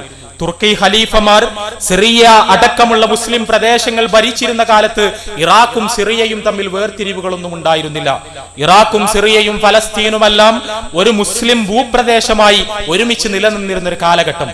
ആ കാലഘട്ടത്തിൽ നിന്ന് മുന്നോട്ട് പോയി ബ്രിട്ടീഷുകാരും ഫ്രാൻസുകാരും എല്ലാം ഇടപെട്ട് ചില ഭൂപടങ്ങൾ വരക്കുകയും ആ ഭൂപടങ്ങളുടെ അടിസ്ഥാനത്തിൽ ഈ രാഷ്ട്രങ്ങളെ വെവ്വേറെ രാഷ്ട്രങ്ങളായി പ്രഖ്യാപിക്കുകയും ചെയ്തു. അങ്ങനെ വേറെ വേറെ രാജ്യങ്ങളായി ഈ രാഷ്ട്രങ്ങളെ പ്രഖ്യാപിച്ച് പരസ്പരം തമ്മിലടിപ്പിച്ച് കൊളോണിയൽ ശക്തികൾ മുസ്ലിം സമുദായത്തെ ഛിന്ന ഭിന്നമാക്കി. ഞങ്ങൾ ആ വിശാല സിറിയ വീണ്ടെടുക്കാൻ പോവുകയാണ്. ഞങ്ങൾ ആ വിശാല സിറിയ വീണ്ടെടുക്കാൻ പോവുകയാണ്. ഇറാഖും സിറിയയും ഫലസ്തീനുമെല്ലാം ഉൾക്കൊള്ളുന്ന ഒരു വിശാല മുസ്ലിം ഭൂരിപക്ഷ പ്രദേശമാണ് ഞങ്ങളുടെ സ്വപ്നത്തിലുള്ളത്. അവിടെ ആ രാഷ്ട്രങ്ങൾക്കിടയിൽ അവയെ വ്യത്യസ്ത രാഷ്ട്രങ്ങളാക്കി വേർതിരിക്കുന്ന മണൽത്തിട്ടകളൊന്നും ഉണ്ടാവുകയില്ല എന്നാണ് അവരുടെ പ്രഖ്യാപനം. പ്രതീകാത്മകമായി ഇറാഖിനെയും സിറിയയെയും വേർതിരിച്ചുകൊണ്ട് അവിടെ കൊളോണിയൽ ശക്തികൾ നിർമ്മിച്ച ഒരു മതിൽ, ഒരു മണൽ മതിൽ, ആ മണൽ മതിൽ ഐസിസിന്റെ പോരാളികൾ തകർക്കുന്ന വീഡിയോ ഇന്റർനെറ്റിൽ ഇന്ന് സുലഭമാണ്. അവർ ജിഹാദിന്റെ കാഹളം ഉയർത്തുന്നു. ജിഹാദിന്റെ പ്രഖ്യാപനവുമായി ആ ആളുകൾ മുസ്ലിം സമുദായത്തിനിടയിലേക്ക് കടന്നു വരുന്നു. എന്നിട്ട് അവർ പറയുന്നു, ഒരു കറുത്ത കൊടി അവരുടെ കയ്യിലുണ്ട്. ആ കറുത്ത കൊടിയിൽ വെളുത്താക്ഷരങ്ങളിൽ അവർ ലാ ഇലാഹ ഇല്ലല്ലാഹ് മുഹമ്മദ് റസൂലുള്ളാഹ് എന്ന് എഴുതി വെച്ചിരിക്കുന്നു. എന്നിട്ട് അതിന്റെ നേതാവ് അബൂബക്കർ ബാഗ്ദാദി എന്ന് പറയുന്ന മനുഷ്യൻ, അദ്ദേഹം എഴുന്നേറ്റ് നിന്നുകൊണ്ട് മുസ്ലിം ലോകത്തോട് പ്രഖ്യാപിക്കുകയാണ്, മുസ്ലിം ലോകമേ, നിങ്ങൾക്കൊരു ഖലീഫയുണ്ടായിരിക്കുന്നു, നിങ്ങൾക്കൊരു ഖലീഫയുണ്ടായിരിക്കുന്നു. നമ്മൾ അറിയണം, ഈ പ്രസംഗിക്കുന്നയാളുടെ യഥാർത്ഥത്തിലുള്ള പേര് അബൂബക്കർ എന്നല്ല. ഈ പ്രസംഗിക്കുന്ന ആളുടെ യഥാർത്ഥത്തിലുള്ള പേര് അബൂബക്കർ എന്നല്ല. അദ്ദേഹത്തിന്റെ പേര് ഇബ്രാഹിം എന്ന് തുടങ്ങുന്ന സുദീർഘമായ ഒരു അറബി പേരാണ്. അവിടെ അബൂബക്കർ എന്ന പേര് അദ്ദേഹം സ്വീകരിച്ചതിൽ ഒരു പ്രതീകാത്മകതയുണ്ട്. അദ്ദേഹം ഒന്നാം ഖലീഫ അബൂബക്കർ റളിയല്ലാഹു അൻഹുവിനെ അനുസ്മരിക്കുകയാണ്. മുസ്ലിം ലോകത്ത് റസൂലുള്ളാഹി സ്വല്ലല്ലാഹു അലൈഹി വസല്ലമയുടെ മരണത്തിനു ശേഷം ആദ്യമായി ഖിലാഫത്ത് സ്ഥാപിക്കപ്പെട്ടതുപോലെ രണ്ടാമത് ഒരു പുനരുത്ഥാനത്തിന്റെ രൂപത്തിൽ അബൂബക്കർ റളിയല്ലാഹു അൻഹുവിനെ പോലെ പുതിയൊരു ഖലീഫ മുസ്ലിം ലോകത്തിനുണ്ടായിരിക്കുന്നു എന്ന് പ്രഖ്യാപിക്കുകയാണ് അബൂബക്കർ ബാഗ്ദാദി. എന്നിട്ട് അദ്ദേഹം ലോകത്തിലെ മുസ്ലിങ്ങളോട് പറയുന്നത്, നിങ്ങൾ ജീവിക്കുന്ന ദേശരാഷ്ട്രങ്ങളുണ്ടല്ലോ, ചിതറിത്തെറിച്ച രാഷ്ട്രങ്ങൾ, ഞാൻ ഇറാഖിയാണ്. നിങ്ങൾ പറയുകയാണ്, ഞാൻ ഇറാഖിയാണ്, ഞാൻ സിറിയനാണ്, ഞാൻ ഫലസ്തീനിയാണ്, ഞാൻ ജോർദാനിയാണ്, ഞാൻ സൗദി അറേബ്യക്കാരനാണ്, ഞാൻ UAE പൗരനാണ്, ഞാൻ ഇന്ത്യക്കാരനാണ്, ഞാൻ പാകിസ്ഥാനിയാണ്. മുസ്ലിം സമൂഹമേ, നിങ്ങൾ അറിയണം, അങ്ങനെയൊന്നുമില്ല. അവയെല്ലാം കൊളോണിയൽ ശക്തികൾ വരച്ചുണ്ടാക്കിയ ഭൂപടങ്ങളാണ്. നമ്മൾ മുസ്ലിങ്ങൾ മാത്രമാണ്. മുസ്ലിങ്ങൾക്ക് ഒരു ഭരണാധികാരി മാത്രമേ ഉണ്ടാകൂ. ആ ഭരണാധികാരി ഞാനാണ്. ആ ഭരണാധികാരി ഞാനാണ്. ഇനി മുതൽ നിങ്ങളുടെ ഖലീഫ ഞാൻ. അബൂബക്കർ ബാഗ്ദാദി എന്നറിയപ്പെടുന്ന ഈ ഖലീഫക്ക് ബൈഅത്ത് ചെയ്യൽ നിങ്ങൾക്ക് എല്ലാവർക്കും നിർബന്ധമാണ്. എന്ത് ത്യാഗം സഹിച്ചും നിങ്ങൾ ഇറാഖിലേക്ക് കടന്നു വന്നുകൊണ്ട് എനിക്ക് അനുസരണ പ്രതിജ്ഞ തന്നേ മതിയാകൂ എന്ന് പ്രഖ്യാപിക്കുകയാണ് അദ്ദേഹം അദ്ദേഹത്തിന്റെ പ്രഭാഷണങ്ങളിലൂടെ. എന്നിട്ട് അദ്ദേഹം പറയുകയാണ്, നിങ്ങൾക്കറിയില്ലേ, നിങ്ങളുടെ പ്രവാചകൻ മുഹമ്മദ് റസൂലുള്ളാഹി സ്വല്ലല്ലാഹു അലൈഹി വസല്ലം പറഞ്ഞിട്ടുണ്ട്, അവസാന നാളാകുമ്പോൾ കറുത്ത കൊടിയിൽ വെളുത്താക്ഷരങ്ങളിൽ ലാ ഇലാഹ ഇല്ലല്ലാഹ് മുഹമ്മദ് റസൂലുള്ളാഹി എന്ന് എഴുതിയ ഒരു സംഘം ആളുകൾ, ആ സംഘമാളുകൾ കയ്യിൽ ആയുധമേതിക്കൊണ്ട് ലോകത്തിന്റെ കിഴക്കുഭാഗത്ത് പ്രത്യക്ഷപ്പെടും. അവരുടെ സൈനിക മുന്നേറ്റം ഉണ്ടാകും. ആ സൈനിക മുന്നേറ്റം ഖുദ്സിനെ വിമോചിപ്പിക്കും, ഫലസ്തീനിനെ വിമോചിപ്പിക്കും. അത്തരമൊരു സംഘം പ്രത്യക്ഷപ്പെട്ടാൽ എന്ത് ത്യാഗം സഹിച്ചുകൊണ്ടും നിങ്ങൾ ആ സംഘത്തിന്റെ കൂടെ ചേരണമെന്ന് റസൂലുള്ളാഹി സ്വല്ലല്ലാഹു അലൈഹി വസല്ലമയുടെ ഹദീസ് ഉണ്ട് എന്ന കാര്യം നിങ്ങൾക്കറിയില്ലേ? ലോകത്തിലെ മുസ്ലിം യുവാക്കളെ എന്നാണ് വികാരഭരിതനായി അബൂബക്കർ ബാഗ്ദാദി ചോദിക്കുന്നത്. ആ ചോദ്യം പ്രതിഫലനങ്ങൾ ഉണ്ടാക്കി. ആ ചോദ്യത്തിന് ഉത്തരമായി അദ്ദേഹത്തിന്റെ സംഘത്തിൽ ചേരാൻ ആളുകൾ പോയി. അപ്പോഴാണ് അഫ്ഗാനിസ്ഥാൻ കേന്ദ്രീകരിച്ച് പ്രവർത്തിച്ചു കൊണ്ടിരുന്ന അൽ ഖായിദ എന്ന ഭീകര സംഘത്തിന്റെ തലവന് ആദി തോന്നുന്നത്. അദ്ദേഹത്തിന് തോന്നിയത് സ്വന്തം കീഴിലെ മണ്ണൊലിച്ചു പോവുകയാണോ എന്നാണ്. ഞാനിത് പറയുന്നത് വസ്തുതയാണ്. സ്വന്തം കാലിന് കീഴിലെ മണ്ണൊലിച്ചു പോവുകയാണോ എന്ന് അഫ്ഗാനിസ്ഥാനിലെ അൽ ഖ്വയ്ദയുടെ തലവനായ ഐമൻ അൽ സവാഹിരി ചിന്തിക്കുന്നു. അദ്ദേഹം ഒരുപാട് നാളായി പ്രഭാഷണങ്ങളിലൂടെ ഉസാമ ബിൻ ലാദന്റെ ചിത്രങ്ങളിലൂടെ ഉണ്ടാക്കിയെടുത്ത ഒരു ആഗോള ജിഹാദി നേതാവിന്റെ പരിവേഷമുണ്ട്. ആ ജിഹാദിലേക്ക് അദ്ദേഹം മുസ്ലിങ്ങളെ ക്ഷണിച്ചുകൊണ്ടിരിക്കുകയായിരുന്നു. അദ്ദേഹമായിരുന്നു ഇതുവരെ ആഗോള ജിഹാദിന്റെ അംബാസഡർ. ഇവിടെ ഇതാ പുതിയൊരാൾ പ്രത്യക്ഷപ്പെട്ടിരിക്കുന്നു. അയാൾ തന്നേക്കാൾ വലിയ അവകാശവാദങ്ങളാണ് ഉന്നയിക്കുന്നത്. അദ്ദേഹം ഖിലാഫത്ത് പ്രഖ്യാപിച്ചിരിക്കുന്നു. ലോകത്തിലെ മുസ്ലിങ്ങളോട് അങ്ങോട്ട് വരാനാണ് പറയുന്നത്. അങ്ങോട്ട് വരാൻ ലോകത്തിലെ മുസ്ലിങ്ങളോട് അദ്ദേഹം ആവശ്യപ്പെട്ടാൽ പിന്നെ എന്റെ കൂടെ നിലനിൽക്കാൻ മുസ്ലിം ചെറുപ്പക്കാർ വരുമോ എന്ന ആധിയിൽ നിന്നാകാം അൽ ഖ്വയ്ദയും ഈ ഇസ്ലാമിക് സ്റ്റേറ്റ് എന്ന് പറയുന്ന സംഘവും തമ്മിലുള്ള സംഘർഷങ്ങൾ. ആ സംഘർഷങ്ങൾ മധ്യേഷ്യയിൽ മൂർച്ഛിച്ചു കൊണ്ടിരിക്കുന്നതായാണ് പുതിയ റിപ്പോർട്ടുകൾ നമുക്ക് മനസ്സിലാക്കി തരുന്നത്. അവിടെ എന്തുമാത്രം ദാരുണമാണ് കാര്യങ്ങൾ. റസൂലുള്ളാഹി സ്വല്ലല്ലാഹു അലൈഹി വസല്ലം ഇത്തരം ഒരു പ്രവചനം നടത്തിയിട്ടുണ്ട് എന്ന് പറയുന്നവർ മുസ്ലിം യുവാക്കളിൽ നിന്ന് മറച്ചുവെക്കുന്ന ഒരു വസ്തുതയുണ്ട്. അതെന്താണ് എന്ന് ചോദിച്ചാൽ, ഈ ഹദീസിന്റെ ദുർബലതകൾ ഒരു വശത്തിരിക്കട്ടെ, അതിനപ്പുറത്ത് ഈ പ്രവചനം ഉപയോഗിച്ചുകൊണ്ട് കഴിഞ്ഞ 14 നൂറ്റാണ്ടിനിടക്ക് ഒരുപാട് സംഘങ്ങൾ ഇതേപോലെ പ്രത്യക്ഷപ്പെട്ടിട്ടുണ്ട്. ഒരുപാട് സംഘങ്ങൾ ഇതേപോലെ പ്രത്യക്ഷപ്പെട്ടിട്ടുണ്ട്. ആ സംഘങ്ങളൊക്കെ റസൂലുള്ളാഹി സ്വല്ലല്ലാഹു അലൈഹി വസല്ലം പ്രവചിച്ച സംഘമാണ് തങ്ങളുടേത് എന്ന് അവകാശപ്പെട്ടിട്ടുമുണ്ട്. അവർക്കെല്ലാവർക്കും ചെലവുണ്ടായത് ഒരു കറുത്ത കൊടി വാങ്ങുന്ന പണവും അതിൽ വെളുത്ത അക്ഷരങ്ങളിൽ ലാ ഇലാഹ ഇല്ലല്ലാഹ് മുഹമ്മദ് റസൂലുള്ളാഹി എന്ന് എഴുതുന്ന പണവും മാത്രമാണ്. തുച്ഛമായ വിലക്ക് അത്തരം ഒരു കൊടി ഉണ്ടാക്കാൻ ആർക്കും കഴിയും. ആ കൊടി കയ്യിൽ ഉയർത്തിപ്പിടിച്ചുകൊണ്ട് പ്രവാചകന്റെ ഹദീസിലുള്ള കൊടിയാണിത്, ഞങ്ങളാണ് ഇതിന്റെ വക്താക്കൾ എന്ന് പ്രഖ്യാപിച്ചുകൊണ്ട് കടന്നു വരുന്ന ആളുകൾ അവർ മുസ്ലിം യുവാക്കളെ ജിഹാദിന് ക്ഷണിക്കുകയാണ് പോലും. അവർ മുസ്ലിം യുവാക്കളെ ജിഹാദിന് വേണ്ടി ക്ഷണിക്കുകയാണ് പോലും. അങ്ങനെ ലോകത്ത് വ്യത്യസ്ത ഭീകര സംഘങ്ങൾ തഴക്കുന്നു. ആ ഭീകര സംഘങ്ങൾ മുസ്ലിം യുവാക്കളെ ജിഹാദിന് വേണ്ടി ക്ഷണിച്ചുകൊണ്ടിരിക്കുന്നു. അതാണ് ജിഹാദ് എന്ന് പറഞ്ഞുകൊണ്ട് അവർ ആളുകളെ തട്ടിക്കൊണ്ടുപോകുന്നു, അവരുടെ കഴുത്തറക്കുന്നു, അവർ പ്രശ്നങ്ങൾ ഉണ്ടാക്കുന്നു, അവർ പ്രയാസങ്ങൾ ഉണ്ടാക്കുന്നു, അവരെല്ലാം ചെയ്യുന്നു. ബഹുമാനനായ കാന്തപുരം എ പി അബൂബക്കർ മുസ്ലിയാർ, അദ്ദേഹം കേരളത്തിലെ മുസ്ലിം സംഘടനകളുടെ നേതാക്കളുടെ കൂട്ടത്തിൽ തീർച്ചയായും വളരെ ശ്രദ്ധേയനായ ഒരു വ്യക്തിത്വമാണ്. അദ്ദേഹം കഴിഞ്ഞ ദിവസങ്ങളിൽ നടത്തിയ പത്രപ്രസ്താവനകളിൽ അദ്ദേഹം പറഞ്ഞത് സലഫികളാണ് യഥാർത്ഥത്തിൽ ഈ ഭീകരതയുടെ മുഴുവൻ ആശയ സ്രോതസ് എന്നാണ്.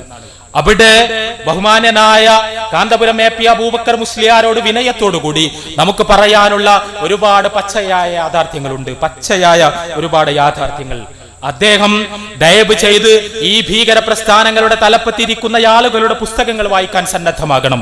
അവരുടെ നേതൃത്വത്തിൽ നടക്കുന്ന പ്രഭാഷണങ്ങളും പഠന പരിശീലനങ്ങളുമെല്ലാം ശ്രദ്ധിക്കുവാനും എന്താണ് യഥാർത്ഥത്തിൽ അവയുടെ ഉള്ളടക്കമെന്ന് മനസ്സിലാക്കുവാനുമുള്ള സന്നദ്ധത അദ്ദേഹം കാണിക്കണമെന്നാണ് വിനയത്തോടുകൂടി നമുക്ക് അഭ്യർത്ഥിക്കാനുള്ളത്.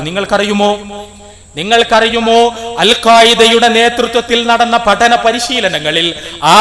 പരിശീലനങ്ങളിൽ വളരെ കൃത്യമായി അവിടെയുള്ള പോരാളികളെ, ആ പോരാളികൾക്ക് ഖുർആൻ ക്ലാസ് എടുത്തു കൊടുത്തിരുന്ന ആളുകൾ ഉത്ബോധിപ്പിച്ചത് നിങ്ങൾ യുദ്ധത്തിൽ ഷഹീദുകളാകുന്നു, ആ ഷഹീദുകളാകുന്നത് വഴി നിങ്ങൾ മരണപ്പെടുന്നു എന്ന് നിങ്ങൾ ഒരിക്കലും വിചാരിക്കരുത്. നിങ്ങൾ മരിച്ചാലും നിങ്ങൾ യഥാർത്ഥത്തിൽ ജീവിച്ചു കൊണ്ടിരിക്കുകയാണ് എന്ന പരിശുദ്ധ ഖുർആനിന്റെ വചനം ഉദ്ധരിച്ചുകൊണ്ട് ബഹുമാനനായ കാന്തപുരം എ പി അബൂബക്കർ മുസ്ലിയാരും അദ്ദേഹത്തിന്റെ അനുയായികളും ഔലിയാക്കളും അമ്പിയാക്കളും ഇപ്പോഴും ജീവിച്ചിരിപ്പുണ്ട് എന്ന് സ്ഥാപിക്കുവാൻ വേണ്ടി ഉദ്ധരിക്കുന്ന അതേ പരിശുദ്ധ ഖുർആനിന്റെ വചനം ഉദ്ധരിച്ചുകൊണ്ട് ഷഹീദുകൾ ഇപ്പോഴും ജീവിച്ചിരിക്കുന്നു. അവരാഗ്രഹിക്കുകയാണ് നമ്മൾ ശക്തമായി പോരാടണമെന്ന്. അങ്ങനെ പോരാടുന്ന സമയത്ത് നമുക്ക് സഹായമായി അവരുണ്ടാകും. അവരോട് നമുക്ക് സഹായാർത്ഥനകൾ നടത്താം. നമ്മൾ നടത്തിയ ജിഹാദുകളിൽ വീരചരമം പ്രാപിച്ച വീരരക്തസാക്ഷികളുടെ ആത്മാക്കളോട് സഹായാർത്ഥന നടത്തി നമുക്ക് പുതിയ ജിഹാദുകൾ നടത്താം. ആ ജിഹാദുകളിൽ നമുക്ക് താങ്ങും തണലുമായി അവരുണ്ടാകുമെന്ന് പച്ചയായി പഠിപ്പിച്ച് ബ്രെയിൻ വാഷ് ചെയ്തുകൊണ്ടാണ് ഈ ആളുകളെ അവരെ ഒരു തരം ഭ്രാന്തിലേക്ക് നയിച്ച് ഇത്തരം പോരാട്ടങ്ങളിലേക്ക് കൊണ്ടുപോകുന്നത് എന്ന് ഞാനല്ല പറയുന്നത്. ഫൈസൽ ദേവ്ജി എന്ന് പറയുന്ന അന്താരാഷ്ട്ര തലത്തിൽ പ്രസിദ്ധനായ അക്കാദമിക ബുദ്ധിജീവിയുടെ അദ്ദേഹത്തിന്റെ ലാൻഡ്സ്കേപ്സ് ഓഫ് ജിഹാദ് എന്ന് പറയുന്ന വിഖ്യാതമായ പുസ്തകത്തിൽ ലോകത്ത് വളർന്നുകൊണ്ടിരിക്കുന്ന ഭീകര സംഘങ്ങളുടെ ആശയത്തെക്കുറിച്ച് നടത്തിയ അപഗ്രഥനത്തിൽ അദ്ദേഹം വെളിച്ചത്ത് കൊണ്ടുവരുന്ന കാര്യമാണിത്. അദ്ദേഹം വെളിച്ചത്ത് കൊണ്ടുവരുന്ന ഒരു കാര്യം, താലിബാന്റെ നേതാവായിരുന്ന മുല്ല ഉമർ ഒരു കുപ്പായം ശരീരത്തിൽ ധരിച്ചുകൊണ്ട് ഇത് റസൂലുള്ളാഹി സ്വല്ലല്ലാഹു അലൈഹി വസല്ലമയുടെ കുപ്പായമാണ് എന്ന് പറഞ്ഞു. അദ്ദേഹം പ്രസംഗിക്കുകയാണ്, ഞാൻ റസൂലുള്ളാഹി സ്വല്ലല്ലാഹു അലൈഹി വസല്ലമയുടെ വസ്ത്രമാണ് ധരിച്ചിരിക്കുന്നത്. ഞാൻ പ്രവാചകനെ സ്വപ്നത്തിൽ കാണുന്നു. സ്വപ്നത്തിൽ പ്രവാചകൻ എന്നോട് പലതും പറയുന്നു. ആ പറഞ്ഞ കൂട്ടത്തിൽ ഇന്ന ജിഹാദുകൾ നടത്തണമെന്ന ആഹ്വാനമുണ്ട്. അതുകൊണ്ട് നിങ്ങൾ ഇതാ എന്റെ പ്രഭാഷണം കേട്ട് നിങ്ങൾക്ക് ഈ രീതിയിലുള്ള പോരാട്ടങ്ങൾക്ക് നിങ്ങൾ സന്നദ്ധമാകണം എന്ന് പ്രസംഗിക്കുകയാണ് മുല്ല ഉമർ. അദ്ദേഹം ഫൈസൽ ദേവ്ജി അദ്ദേഹത്തിന്റെ പുസ്തകത്തിൽ ഉദ്ധരിക്കുകയാണ്. ഏതെങ്കിലും അവശിഷ്ടങ്ങൾ എടുത്തുകൊണ്ടുവന്ന് ഇത് പ്രവാചകനുമായി ബന്ധമുള്ളതാണ് എന്ന് പറയുന്നത് സലഫികളുടെ സ്വഭാവമാണോ സൂഫികളുടെ സ്വഭാവമാണോ എന്ന് എന്നേക്കാൾ നന്നായി ബഹുമാനനായ കാന്തപുരം എ പി അബൂബക്കർ മുസ്ലിയാർക്ക് അറിയാം. പ്രവാചകനെ ഞാൻ സ്വപ്നത്തിൽ കണ്ടു എന്നും പ്രവാചകൻ എന്നോട് അത് പറഞ്ഞു ഇത് പറഞ്ഞു എന്നുമെല്ലാം പറയുകയും അതിന്റെ അടിസ്ഥാനത്തിൽ നിങ്ങൾ കർമ്മങ്ങൾ ചെയ്യണമെന്ന് മുസ്ലിം സമുദായത്തെ ഉപദേശിക്കുകയും ചെയ്യുന്നത് സലഫികളുടെ സ്വഭാവമാണോ സൂഫികളുടെ സ്വഭാവമാണോ എന്ന് തീർച്ചയായും അദ്ദേഹത്തിന് നന്നായി അറിയാം. ഞാൻ സൂചിപ്പിക്കുന്നത് കൃത്യമായ ഒരു സൂഫി ഷീഈ പശ്ചാത്തലത്തിൽ നിന്നാണ് ഈ ഭീകര സംഘങ്ങളെല്ലാം ഉയർക്കൊള്ളുന്നത് എന്നാണ്. ഇസ്ലാമിലെ ജിഹാദിന് അതുമായി യാതൊരു ബന്ധവുമില്ല. ബന്ധമുണ്ട് എന്ന് പറയുന്ന ആളുകൾ പരിശുദ്ധ ഖുർആനിലെ 22-ാമത്തെ അധ്യായം സൂറത്തുൽ ഹജ്ജിലെ 78-ാമത്തെ വചനത്തെയെങ്കിലും വിശദീകരിക്കുവാൻ സന്നദ്ധമാകണം. തീർച്ചയായും ഇസ്ലാമിലെ ജിഹാദിന് ആയുധത്തിൻ്റെതായ ഒരു മുഖമുണ്ട്. ഒരു ഇസ്ലാമിക രാഷ്ട്രമുണ്ടെങ്കിൽ ആ രാഷ്ട്രത്തിന്റെ സംരക്ഷണത്തിന് വേണ്ടി നടത്തുന്ന യുദ്ധങ്ങൾ തീർച്ചയായും ജിഹാദിന്റെ ഭാഗമാണ്. പക്ഷേ ഏതെങ്കിലും തരത്തിലുള്ള സായുധ ഗറില്ല സംഘങ്ങൾ രൂപീകരിച്ചുകൊണ്ട് അവർ നിയമം കയ്യിലെടുത്ത് സ്വന്തമായ ആയുധം കയ്യിലെടുത്ത് പോരാടുന്ന തോന്നിവാസത്തിന് ഇസ്ലാമിന്റെ സാങ്കേതിക ഭാഷയിൽ ജിഹാദ് എന്നൊരിക്കലും പറയില്ല. ജിഹാദ് എന്ന് പറഞ്ഞാൽ ആയുധം ഉപയോഗിച്ച് പോരാടലാണ് എന്ന് മാത്രം ശഠിച്ചുകൊണ്ടിരിക്കുന്ന സുഹൃത്തുക്കൾ അവർ ഖുർആനിൽ 22-ാമത്തെ അധ്യായം സൂറത്തുൽ ഹജ്ജിലെ 78-ാമത്തെ വചനം ഒന്ന് മനസ്സിരുത്തി വായിക്കണം. പരിശുദ്ധ ഖുർആൻ പറഞ്ഞു, വജാഹിദു ഫില്ലാഹി ഹഖ്ക ജിഹാദിഹി ഹുവ ജതബാകും, നിങ്ങൾ അല്ലാഹുവിന്റെ മാർഗത്തിൽ മുറപ്രകാരം ജിഹാദ് ചെയ്യണം.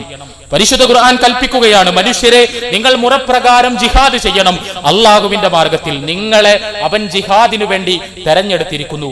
വമാ ജഅല അലൈക്കും ഫിദ്ദീനി മിൻ ഖറജ്, മതത്തിന്റെ കാര്യത്തിൽ അവൻ നിങ്ങൾക്ക് മേൽ യാതൊരു പ്രയാസവും ഉണ്ടാക്കിയിട്ടില്ല. മില്ലത അബീകും ഇബ്രാഹിം, മില്ലത അബീകും ഇബ്രാഹിം, അത് നിങ്ങളുടെ പിതാവായ ഇബ്രാഹിമിന്റെ മാർഗമാണ്. ഖുർആൻ സംസാരിക്കുകയാണ്, നിങ്ങൾ ജിഹാദ് ചെയ്യണം, യഥാർത്ഥ രീതിയിലുള്ള ജിഹാദ് ചെയ്യണം. ആ ജിഹാദിനു വേണ്ടി മുസ്ലിങ്ങളെ നിങ്ങളെ അള്ളാഹു തെരഞ്ഞെടുത്തിരിക്കുന്നു. ആ ജിഹാദിന്റെ മാർഗം എന്ന് പറയുന്നത് നിങ്ങളുടെ പിതാവായ ഇബ്രാഹിം നബി അലൈഹി സ്വലാത്തു വസ്സലാമിന്റെ മാർഗമാണ് എന്ന് പരിശുദ്ധ ഖുർആൻ പഠിപ്പിക്കുന്നു.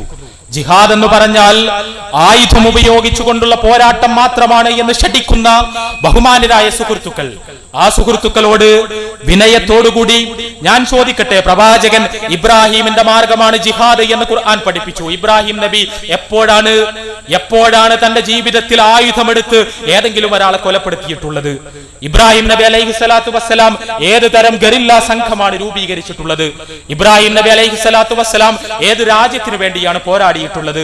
ഇബ്രാഹിം നബി അലൈഹി സ്വലാത്തു വസ്സലാം ഏത് യുദ്ധമാണ് നയിച്ചിട്ടുള്ളത്? ജീവിതത്തിൽ ഒരിക്കൽ പോലും സായുധ പോരാട്ടങ്ങളൊന്നും തന്നെ നിർവഹിച്ചിട്ടില്ലാത്ത ഇബ്രാഹിം നബി അലൈഹി സ്വലാത്തു വസ്സലാമിന്റെ മാർഗമാണ് ജിഹാദ് എന്ന് പരിശുദ്ധ ഖുർആൻ പ്രഖ്യാപിക്കുന്നുണ്ടെങ്കിൽ ആ ജിഹാദിന് നിങ്ങൾ മനസ്സിലാക്കിയതല്ലാത്ത മറ്റർത്ഥങ്ങളും ഉണ്ട് എന്ന കാര്യം വളരെ വ്യക്തമാണ്. ആ ജിഹാദ് എന്താണ് എന്ന ചോദ്യത്തിന്റെ ഉത്തരം ഇബ്രാഹിമിന്റെ ജീവിതമാണ്. ഇബ്രാഹിം നബി അലൈഹി സ്വലാത്തു വസ്സലാമിന്റെ ജീവിതം, ആ ജിഹാദ് ദഅവത്താകുന്ന ജിഹാദാണ്, പ്രബോധനമാകുന്ന ജിഹാദാണ്. അല്ലാഹു മാത്രമാണ് നമ്മുടെ സഹായാർത്ഥനകൾക്ക് ഉത്തരം നൽകാൻ കഴിയുന്ന ഒരേയൊരു അദൃശ്യ ശക്തി എന്ന് മനുഷ്യരെ ബോധ്യപ്പെടുത്താനുള്ള പ്രചരണ പ്രവർത്തനങ്ങളാണ് ആ ജിഹാദിന്റെ ആത്മാവ് എന്ന് ഇബ്രാഹിം നബി അലൈഹി സ്വലാത്തു വസ്സലാമയുടെ ജീവിതം നമ്മളെ വളരെ കൃത്യമായി ബോധ്യപ്പെടുത്തും. ആ ജിഹാദ് ചെയ്യാൻ നമ്മൾ സന്നദ്ധതയുണ്ടോ എന്നതാണ് പ്രശ്നം. ആ ജിഹാദ് ചെയ്യാൻ നമ്മൾ സന്നദ്ധതയുണ്ടോ എന്നതാണ് പ്രശ്നം. ഞാൻ കേരളത്തിന്റെ ചരിത്രത്തിലേക്ക് ഒരിക്കൽ കൂടി തിരിച്ചു പോവുകയാണ്. പടപ്പാട്ടുകളെ കുറിച്ച് നിങ്ങൾ കേട്ടിട്ടുണ്ടാകും. ബദർ പടപ്പാട്ടിനെ കുറിച്ചും മുഹദ് പടപ്പാട്ടിനെ കുറിച്ചുമല്ല. ബദർ പടപ്പാട്ട് കാണാതെ അറിയുന്ന ആളുകൾ ഒരുപാട് ഈ സദസ്സിലുണ്ടാകും. നിങ്ങൾ ബദർ പടപ്പാട്ടിന്റെ ഈരടികൾ മോയിൻകുട്ടി വൈദ്യർ എഴുതിയ മഹത്തായ വളരെ മനോഹരമായ വരികൾ, ആ വരികൾ ഓർമ്മയുള്ളവർക്കറിയാം. അതിൽ നമ്മൾ കേൾക്കും തുടരമദ്ദളവും പിന്നെ മോയിൻകുട്ടി വൈദ്യർ ബദറിനെ കുറിച്ച് വിശദീകരിക്കുന്ന സമയത്ത് അദ്ദേഹം ബദർ പടപ്പാട്ടിന്റെ ഈരടികൾ പറഞ്ഞു പോകുന്ന സമയത്ത് ഒരുപാട് സംഗീതോപകരണങ്ങളെ കുറിച്ച് വിശദീകരിക്കുന്നുണ്ട്. ആ സംഗീതോപകരണങ്ങളെല്ലാം യഥാർത്ഥത്തിൽ കേരളീയമാണ്.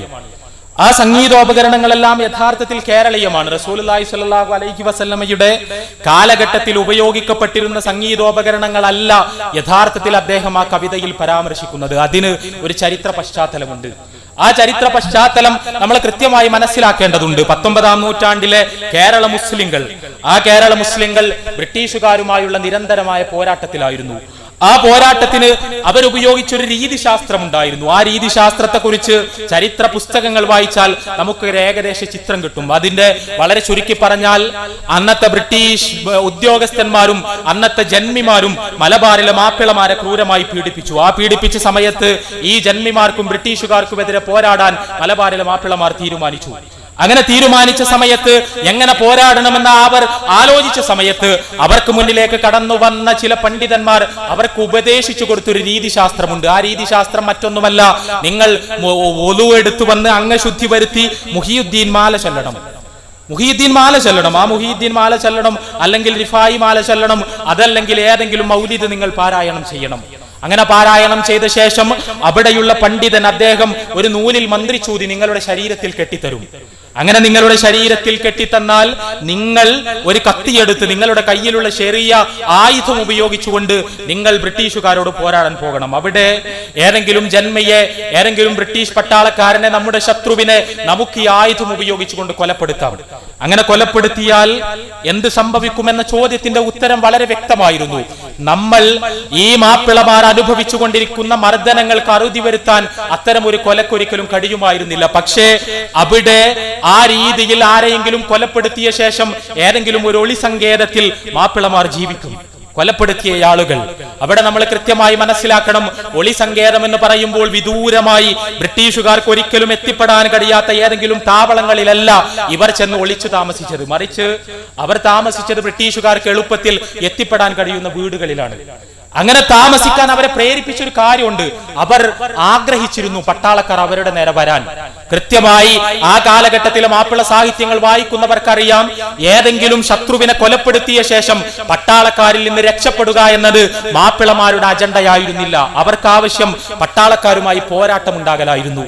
പട്ടാളക്കാരുമായി നേർക്കുനേരെ പോരാട്ടമുണ്ടാകലായിരുന്നു. അങ്ങനെ പോരാട്ടമുണ്ടാകുമ്പോൾ കയ്യിലുള്ള ചെറിയ കത്തികൾ ഉപയോഗിച്ച് പീരങ്കിയുമായി വരുന്ന ബ്രിട്ടീഷ് പട്ടാളക്കാരോട് അവർ പോരാടും. ആ പോരാട്ടത്തിൽ സ്വാഭാവികമായും വെടിയുണ്ടകൾ അവരുടെ നെഞ്ചു തകർക്കും.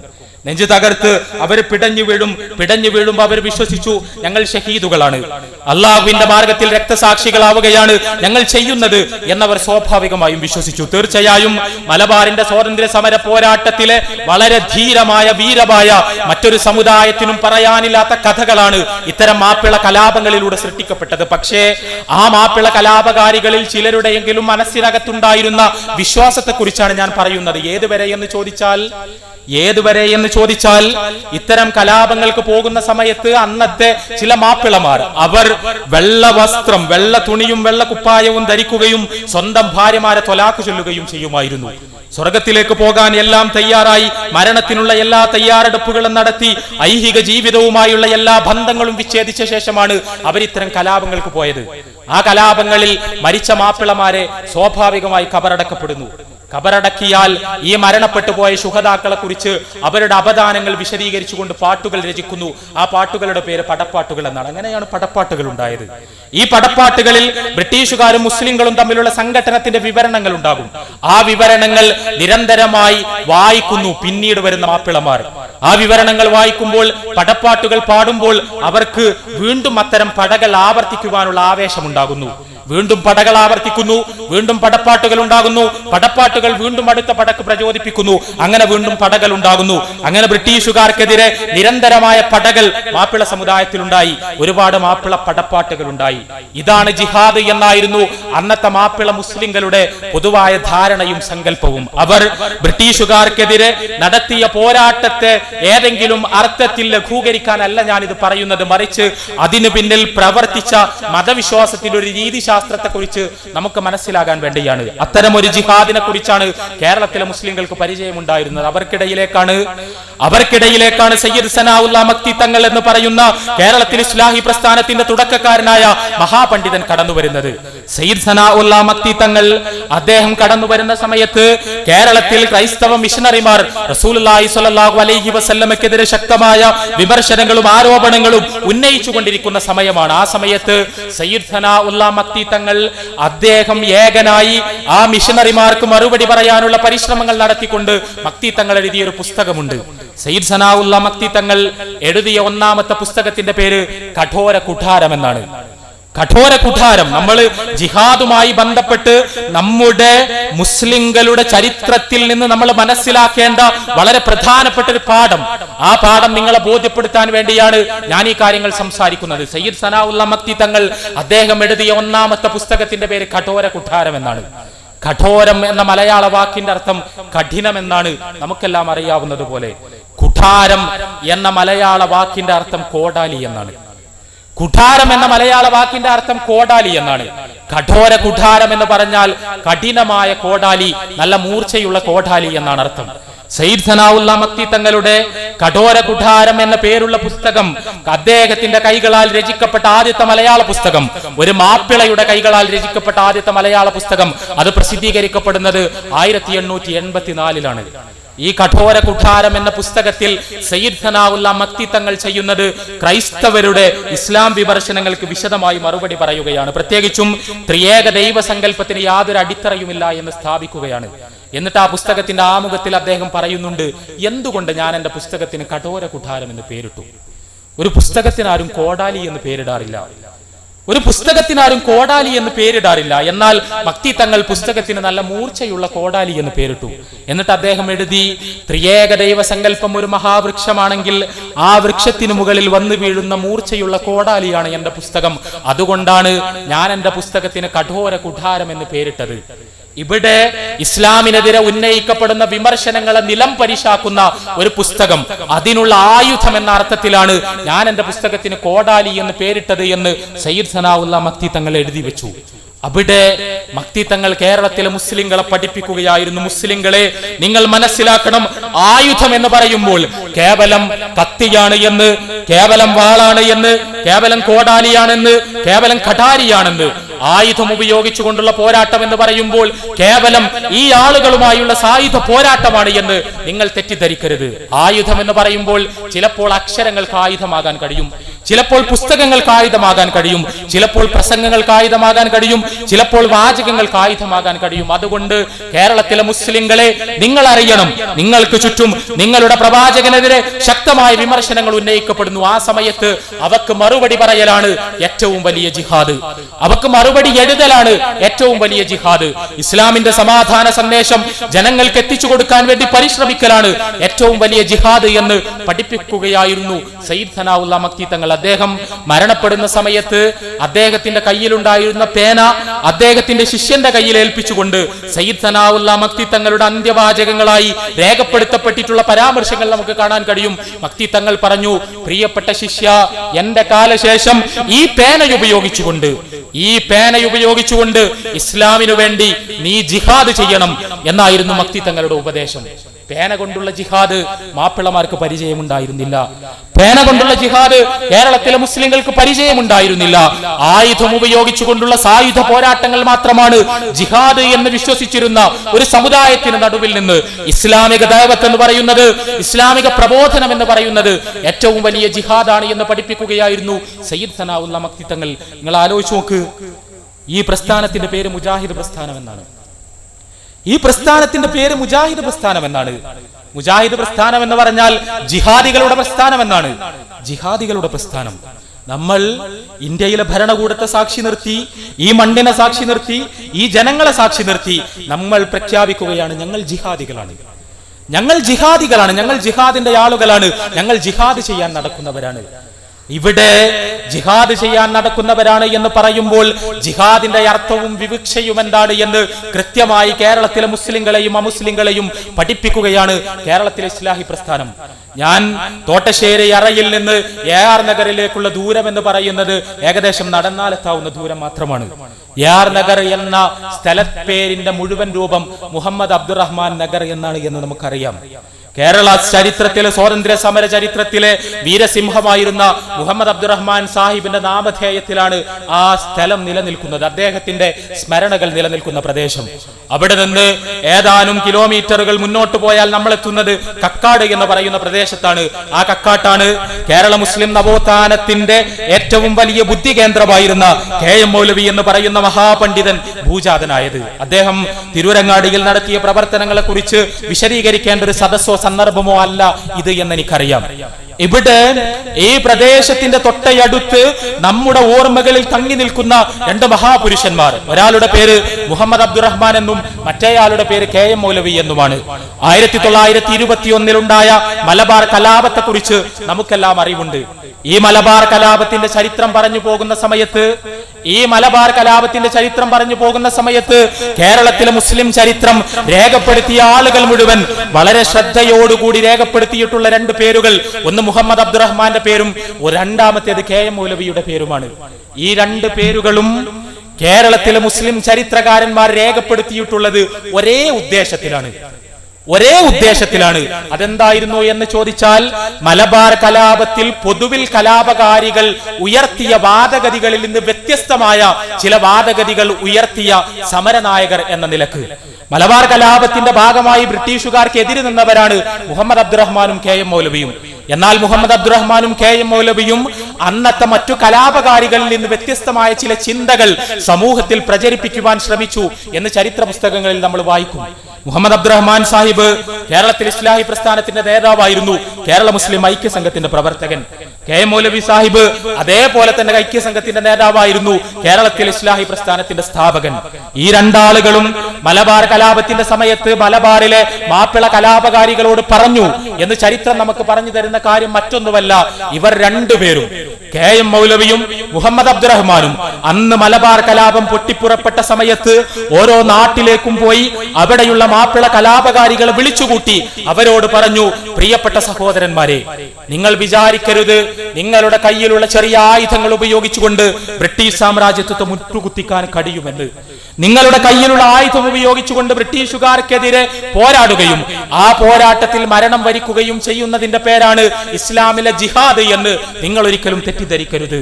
അതുവഴി ഷഹീദാവുകയാണ് നമ്മുടെ ജീവിതത്തിന്റെ ലക്ഷ്യമെന്ന് നിങ്ങൾ ഒരിക്കലും വിചാരിക്കരുത്. ഏതുവരെ എന്ന് ചോദിച്ചാൽ, മമ്പുറം പള്ളിക്ക്, തിരൂരങ്ങാടി പള്ളിക്ക് തീ വെച്ചു ബ്രിട്ടീഷുകാർ എന്നൊരു കിംവദന്തി പടർന്നു.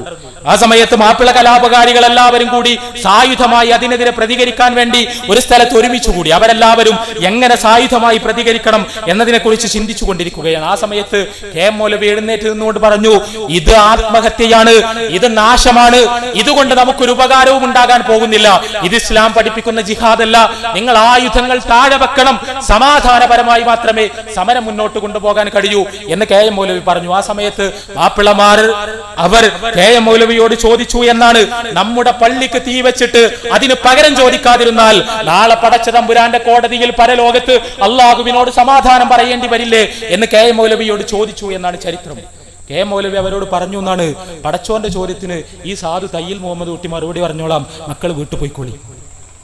കെ എം മൗലവി അവരോട് പറഞ്ഞു എന്നാണ്, ഈ സാധു തയ്യിൽ മുഹമ്മദ് കുട്ടി എന്ന് പറയുന്ന നിങ്ങളുടെ മുന്നിലുള്ള മനുഷ്യൻ, അയാൾ മറുപടി പറഞ്ഞോളും പടച്ചോന്റെ മുന്നിൽ. പടച്ചോന്റെ പള്ളി കത്തിച്ചിട്ട് എന്തുകൊണ്ട് പകരം ചോദിച്ചില്ല എന്ന ചോദ്യത്തിന് ഈ കെ എം മൗലവി മറുപടി പറഞ്ഞുകൊള്ളാം, നിങ്ങൾ തൽക്കാലം മടങ്ങിപ്പോവുക എന്നായിരുന്നു അദ്ദേഹത്തിന്റെ മറുപടി. മുഹമ്മദ് അബ്ദുറഹ്മാൻ സാഹിബ് സായുധ കലാപത്തിനൊരുങ്ങി നിൽക്കുന്ന പൂക്കോട്ടൂരിലെ കലാപകാരികൾക്കിടയിലേക്ക് കടന്നു ചെന്നുകൊണ്ട് അദ്ദേഹത്തിന്റെ പൗരുഷം തുളുമ്പുന്ന വാക്കുകളിൽ അദ്ദേഹം പ്രസംഗിച്ചു. അദ്ദേഹം പറഞ്ഞു, പ്രിയപ്പെട്ട മാപ്പിളമാരെ, നിങ്ങൾ അറിയണം, നിങ്ങൾ പൊരുതുന്നത് ബ്രിട്ടീഷ് സാമ്രാജ്യത്വത്തോടാണ്. അവരുടെ കയ്യിലുള്ളത് യന്ത്രത്തോക്കുകളാണ്, അവരിവിടുത്തെ ഭരണകൂടമാണ്. ആ ഭരണകൂടത്തെ സായുധ കലാപം വഴി അട്ടിമറിക്കാൻ കഴിയുമെന്ന് നിങ്ങൾ ഒരിക്കലും പ്രതീക്ഷിക്കരുത്. ജനാധിപത്യപരമായ സമര പോരാട്ടങ്ങളാണ് നമ്മൾ നടത്തേണ്ടത്. സായുധമായ ജിഹാദ് എന്ന് പറയുന്നത്, ഇസ്ലാം പഠിപ്പിക്കുന്ന ജിഹാദ് എന്ന് പറയുന്നത് ഇതല്ല തന്നെ. എന്നിട്ട് അദ്ദേഹം പറഞ്ഞു, വീരസ്വർഗം സ്വപ്നം കാണുകയാണോ നിങ്ങൾ? ഷഹാദത്ത് സ്വപ്നം കാണുകയാണോ നിങ്ങൾ? ജിഹാദ് സ്വപ്നം കാണുകയാണോ നിങ്ങൾ? ജിഹാദ് എന്ന് പറഞ്ഞാൽ തോൽക്കുമെന്നുറപ്പുള്ളൊരു അവസരത്തിൽ ഭരണകൂടത്തിനെതിരെ ആയുധമെടുത്തുപോയി ഭരണകൂടത്തിന്റെ വെടിയുണ്ടകൾ ഏറ്റുവാങ്ങി മരിക്കുന്നതിന്റെ പേരാണ് എന്നാണോ നിങ്ങൾ ധരിച്ചു വെച്ചിരിക്കുന്നത്? നിങ്ങൾ അറിയണം, നിങ്ങൾ ഒരു സ്ഥലത്ത് കലാപമുണ്ടാക്കും, അവിടെ ഒരു പോലീസ് സ്റ്റേഷൻ കത്തിക്കും, അവിടെ ഏതെങ്കിലും പട്ടാളക്കാരെ കൊലപ്പെടുത്തും, എന്നിട്ട് നിങ്ങൾ അവിടെ നിന്ന് അടുത്ത സ്ഥലത്തേക്ക് പോകും. അപ്പോഴേക്കും നിങ്ങൾ നടത്തിയ പ്രവർത്തനങ്ങൾക്ക് പ്രതികാരം ചെയ്യാനായി ബ്രിട്ടീഷ് പട്ടാളക്കാർ അവിടെ വന്നിറങ്ങും. അവർ നിങ്ങളുടെ വീടുകളിൽ കയറിനിറങ്ങും, നിങ്ങളുടെ സ്ത്രീകളെ ബലാത്സംഗം ചെയ്യും, നിങ്ങളുടെ ഉമ്മ പങ്ങന്മാരുടെ മാനം കവരും, നിങ്ങളുടെ കുട്ടികളെ അവർ പിടിച്ചുകൊണ്ടുപോകും, അവരെ മുഴുവൻ വെടിവെച്ചു കൊല്ലും. ഇങ്ങനെയാണ് നിങ്ങൾ വീരസ്വർഗം നേടുന്നതെങ്കിൽ ആ വീരസ്വർഗത്തിൽ നിങ്ങളുടെ ഉമ്മ പെങ്ങന്മാരുടെ ശവശരീരത്തിൽ നിന്ന് ഉയരുന്ന ബ്രിട്ടീഷുകാരുടെ വെടിയുണ്ടയുടെ പുക കൊണ്ട് നിങ്ങൾക്ക് ശ്വാസം മുട്ടിപ്പോകുമല്ലോ എന്ന് മുഹമ്മദ് അബ്ദുറഹ്മാൻ പ്രസംഗിച്ചു എന്നാണ്. ആ പ്രസംഗത്തിന്റെ പേരിൽ മുഹമ്മദ് അബ്ദുറഹ്മാനെ എതിർക്കാൻ നോക്കി മാപ്പിളമാർ. പക്ഷെ അദ്ദേഹം ശക്തമായി അദ്ദേഹത്തിന് പറയാനുള്ളത് പറഞ്ഞു. ഇവിടെ ഞാനിത് നമ്മുടെ പ്രദേശവുമായി ബന്ധപ്പെട്ട് നിൽക്കുന്ന രണ്ട് വ്യക്തികളുടെ, കേരളത്തിൽ ഇസ്ലാഹി പ്രസ്ഥാനത്തിന്റെ സ്ഥാപകരുടെ പേരുകൾ ഇവിടെ പറയുന്നത് ജിഹാദിനെ കുറിച്ച് വേറിട്ടൊരു സങ്കല്പവുമായിട്ടാണ് കേരളത്തിൽ ഇസ്ലാഹി പ്രസ്ഥാനം അതിന്റെ പ്രവർത്തനങ്ങൾ ആരംഭിക്കുന്നത് എന്ന് പറയാൻ വേണ്ടിയിട്ടാണ്. സായുധമായ കലാപങ്ങളാണ് ജിഹാദ് എന്ന് തെറ്റിദ്ധരിച്ചവർക്കിടയിലേക്ക് കടന്നു ചെന്നുകൊണ്ട് പേന ഉപയോഗിച്ചുകൊണ്ടുള്ള ഇസ്ലാമിക പ്രബോധനമാണ് ജിഹാദ് എന്ന് പഠിപ്പിച്ച സയ്യിദ് സനാഉല്ലാ മക്തി തങ്ങളിൽ നിന്ന് ആരംഭിക്കുകയും 1921 മലബാർ കലാപത്തിന്റെ സമയത്ത് ജിഹാദ് എന്ന് പറഞ്ഞാൽ സായുധ ലഹളയാണ് എന്ന് വിചാരിച്ച മറ്റു മാപ്പിളമാരിൽ നിന്ന് വ്യത്യസ്തമായി ജിഹാദ് എന്ന് പറഞ്ഞാൽ ഇതല്ല, ഇവിടെ നടക്കേണ്ടത് ജനാധിപത്യ പോരാട്ടമാണ് എന്ന് പറയുകയും ചെയ്ത മുഹമ്മദ് അബ്ദുറഹ്മാനിലൂടെയും കെ എം മൗലവിയിലൂടെയും വികസിച്ചു വന്ന പ്രസ്ഥാനം. ഈ മുഹമ്മദ് അബ്ദുറഹ്മാനും കെ എം മൗലവിയും തന്നെയാണ് കേരളത്തിലെ മുസ്ലിംകളുടെ ജനാധിപത്യപരമായ അവകാശ പോരാട്ടങ്ങൾക്ക് മുഴുവൻ പിൽക്കാലത്ത് നേതൃത്വം കൊടുത്തത്. ഇന്ത്യൻ നാഷണൽ കോൺഗ്രസിന്റെ മൂവർണ്ണ കൊടി പിടിച്ചുകൊണ്ട് മലബാറിലെ മാപ്പിളമാരെ കോൺഗ്രസിലേക്ക് ആകർഷിക്കാൻ ശ്രമിക്കുകയും ഇന്ത്യൻ നാഷണൽ കോൺഗ്രസ് എന്ന് പറയുന്ന ദേശീയ പ്രസ്ഥാനത്തിന്റെ വേദി ഉപയോഗിച്ചുകൊണ്ട് കേരളത്തിലെ മുസ്ലിംകളെ ജനാധിപത്യ സമര പോരാട്ടങ്ങളിലൂടെ അവരുടെ അവകാശങ്ങൾ സംരക്ഷിക്കുന്നവരാക്കി മാറ്റി തീർക്കുകയും ചെയ്യാൻ ഏറ്റവും അധികം പരിശ്രമിച്ചത് ഇതേ മുഹമ്മദ് അബ്ദുറഹ്മാനാണ്. അത് ജിഹാദ് എന്ന് പറഞ്ഞാൽ കത്തി ഉപയോഗിച്ചുകൊണ്ട് എന്തെങ്കിലും തരത്തിലുള്ള ആത്മഹത്യകൾ നടത്തലല്ല എന്ന തിരിച്ചറിവിൽ നിന്നുണ്ടായ അദ്ദേഹത്തിന്റെ മുന്നോട്ടുള്ള ഒരു പ്രയാണമായിരുന്നു. മുഹമ്മദ് അബ്ദുറഹ്മാൻ എന്ന് പറയുന്ന KPCC പ്രസിഡന്റ് മുവഹിദായ തൗഹീദും സുന്നത്തും മുറുകെ പിടിച്ചൊരു KPCC പ്രസിഡന്റിനെ കേരളം കണ്ടിരുന്നു. അഴിമതി എന്താണെന്നറിയാത്ത, ഏതെങ്കിലും തരത്തിലുള്ള ഈ തരം താണ രാഷ്ട്രീയ കളികൾ അറിയാത്ത ആദർശധീരനായ സുമുഖനായ ഒരു ചെറുപ്പക്കാരൻ. ആ KPCC പ്രസിഡന്റ് KPCC മീറ്റിംഗ് നടക്കുന്നതിനിടക്ക് ബാങ്ക് വിളിച്ചാൽ KPCC പ്രസിഡന്റിനെ കാണൂല, പള്ളിയിൽ നിസ്കരിക്കാൻ പോകും. അവിടെ ബാങ്ക് വിളിക്കുന്ന സമയമായാൽ പ്രസിഡന്റിന്റെ കസേര ഒഴിഞ്ഞു കിടക്കുമ്പോൾ കേളപ്പനും കേശവമേനോനും അടക്കമുള്ള ആളുകൾ പറയും, പ്രസിഡന്റ് പട്ടാളപ്പള്ളിയിലാണ്, പോയി വന്നിട്ടേ നമുക്ക് മീറ്റിംഗ് തുടരാൻ കഴിയൂ. ഈ രീതിയിലുള്ള ഒരു KPCC പ്രസിഡന്റ് ആയിരുന്നു മുഹമ്മദ് അബ്ദുറഹ്മാൻ സാഹിബ്. അതേസമയം കെ മൗലവി സാഹിബ് കേരളത്തിലെ മുസ്ലിങ്ങളെ സാമുദായികമായി സംഘടിപ്പിക്കുകയും സ്വാതന്ത്ര്യ പ്രാപ്തിക്ക് ശേഷം കേരളത്തിലെ മുസ്ലിങ്ങളുടെ അവകാശ പോരാട്ടങ്ങൾക്ക് മുഴുവൻ നേതൃത്വം നൽകിയ ഇന്ത്യൻ യൂണിയൻ മുസ്ലിം ലീഗ് എന്ന് പറയുന്ന ഒരു മഹാപ്രസ്ഥാനത്തിന്റെ അതിന്റെ സ്ഥാപക നേതാക്കളിൽ ഒരാളാവുകയും മുസ്ലിം ലീഗിന്റെ പ്രചരണവുമായി നാടുകളിൽ നിന്ന് നാടുകളിലേക്ക് നടന്നു പോവുകയും ചെയ്തു. മുസ്ലിം ലീഗിന്റെ ചരിത്രം യഥാവിധി വായിക്കാത്ത ബഹുമാനരായ ചില സഹോദരങ്ങൾ, സമസ്ത കേരള ജമിയത്തുൽ ഉലമയുടെ പ്രവർത്തകർ, അവർ കെ എം മൗലവിയെ അപഹസിക്കുന്നത് കാണുമ്പോൾ, കെ എം മൗലവിയെ ചീത്ത പറയുന്നത് കാണുമ്പോൾ എനിക്ക് പലപ്പോഴും അത്ഭുതം തോന്നാറുണ്ട്. നിങ്ങൾക്കറിയുമോ, കേരള മുസ്ലിം ലീഗ് മലബാർ ജില്ലാ മുസ്ലിം ലീഗായി 1948 രൂപീകരിക്കപ്പെടുന്ന സമയത്ത് ആ മുസ്ലിം ലീഗിന്റെ സംസ്ഥാന general secretary KM Seethi Sahib എന്ന് പറയുന്ന ഇസ്ലാഹി പ്രസ്ഥാനത്തിന്റെ നേതാവായിരുന്നു. ആ മുസ്ലിം ലീഗിന്റെ സംസ്ഥാന ജോയിന്റ് സെക്രട്ടറി എന്ന് പറയുന്നത് KNMന്റെ സ്ഥാപക ജനറൽ സെക്രട്ടറിയായ NV അബ്ദുസ്സലാം മൗലവിയായിരുന്നു. ആ മുസ്ലിം ലീഗിന്റെ സംസ്ഥാന വൈസ് പ്രസിഡന്റ് എന്ന് പറയുന്നത് ഈ KM മൗലവിയായിരുന്നു. ഇവർ 3 പേരുമാണ് സയ്യിദ് അബ്ദുറഹ്മാൻ ബാഫക്കി തങ്ങൾ എന്ന അന്നത്തെ കോഴിക്കോട്ടെ വ്യാപാര രംഗത്ത് പ്രസിദ്ധനായിരുന്ന ഒരു നേതാവിനെ കണ്ടെത്തുകയും അബ്ദുറഹ്മാൻ ബാഫക്കി തങ്ങളെ മുസ്ലിം ലീഗിന്റെ തലപ്പത്തേക്ക് കൊണ്ടുവന്നാൽ മുസ്ലിം ബഹുജനങ്ങൾ ഈ പാർട്ടിയിലേക്ക് ആകർഷിക്കപ്പെടുമെന്ന് മനസ്സിലാക്കുകയും സയ്യിദ് അബ്ദുറഹ്മാൻ ബാഫക്കി തങ്ങളെ പാർട്ടിയുടെ അധ്യക്ഷ സ്ഥാനത്തേക്ക് നിയോഗിക്കുകയും ചെയ്യുന്നത്. ഇവിടെയുള്ള ബഹുമാന്യരായ സഹോദരങ്ങൾ മനസ്സിലാക്കണം, നമുക്കൊരു ഭൂതകാലമുണ്ട് എന്ന്. ബഹുമാന്യനായ കാന്തപുരം AP അബൂബക്കർ മുസ്ലിയാരോട് എനിക്കുള്ള ഏറ്റവും അദ്ദേഹത്തോടുള്ള ആദരവ് മുഴുവൻ നിലനിർത്തിക്കൊണ്ടുള്ള ശക്തമായ വിയോജിപ്പ് അത് തന്നെയാണ്. ഇവിടെ ഇവരോട് സലാം പറയരുത് എന്നും ഇവരുടെ കൂടെ ഇരിക്കരുത് എന്നും ഇവർക്ക് കല്യാണം കഴിച്ചു കൊടുക്കരുത് എന്നും ഇവരടുത്തത് ഭക്ഷിക്കരുത് എന്നുമെല്ലാം ഒരു തരം അയിത്തം സൃഷ്ടിക്കുന്ന രൂപത്തിൽ അദ്ദേഹത്തെ പോലെ അത്രത്തോളം നേതൃപാഠവമുള്ള ഒരു നേതാവ് പ്രസംഗിക്കുകയും അദ്ദേഹത്തിന്റെ അനുയായികൾ അതിന്റെ പേരിൽ ജാഗരം കൊള്ളിക്കുകയും ചെയ്യുമ്പോൾ നമുക്ക് സങ്കടം തോന്നുകയാണ് സ്വാഭാവികമായും. സയ്യിദ് അബ്ദുറഹ്മാൻ ബാഫക്കി തങ്ങൾ എന്ന് പറയുന്ന ഒരു നേതാവ് ഉണ്ടായിരുന്നു കേരളത്തിലെ സുന്നികൾക്ക്. കേരളത്തിലെ സമസ്ത കേരള ജമിയത്തുൽ ഉലമയുടെ പ്രവർത്തകർ ആദരവോടുകൂടി ഇന്നും ഓർമ്മിക്കുന്ന ഒരു നാമം നിങ്ങൾക്കറിയുമോ? സയ്യിദ് അബ്ദുറഹ്മാൻ ബാഫക്കി തങ്ങളും KM മൗലവിയും മുസ്ലിം ലീഗിന്റെ ഒരു പൊതുയോഗത്തിൽ ഒരുമിച്ച് ആ വേദിയിലുണ്ടെങ്കിൽ ആ പൊതുയോഗത്തിന്റെ അവസാനം അവിടെ നടക്കുന്ന പ്രഭാഷണങ്ങളെ തുടർന്ന് മുസ്ലിങ്ങളുടെ പൊതുവായ പ്രശ്നങ്ങൾ പരിഹരിക്കാൻ വേണ്ടി ഇവിടെ ആ പ്രഭാഷണ വേദിയിൽ വെച്ച് പ്രാർത്ഥിക്കുകയാണെങ്കിൽ KM മൗലവിയുള്ള സദസ്സിൽ ബാഫക്കി തങ്ങൾ ഒരിക്കലും ആ പ്രാർത്ഥന ഏറ്റെടുക്കാൻ സന്നദ്ധമാകില്ലായിരുന്നു. സയ്യിദ് അബ്ദുറഹ്മാൻ ബാഫക്കി തങ്ങൾ KM മൗലവിയുള്ള ഒരു വേദിയിൽ അദ്ദേഹം ഒരിക്കലും ആ സ്ഥാനത്തേക്ക് എഴുന്നേറ്റ് നിൽക്കാൻ വരില്ലായിരുന്നു. അദ്ദേഹം KM മൗലവിയെ നിർബന്ധിച്ചു കൊണ്ടുപോയി. KM മൗലവിയെ കൊണ്ടാണ് കേരളത്തിലെ മുസ്ലിം സമുദായത്തിന്റെ പൊതുവായ പ്രശ്നങ്ങൾ പരിഹരിക്കുവാൻ വേണ്ടി അള്ളാഹുവിനോട് പ്രാർത്ഥിക്കുവാൻ അത്തരം സന്ദർഭങ്ങളിൽ ചുമതലപ്പെടുത്തിയിരുന്നത്. ആ സയ്യിദ് അബ്ദുറഹ്മാൻ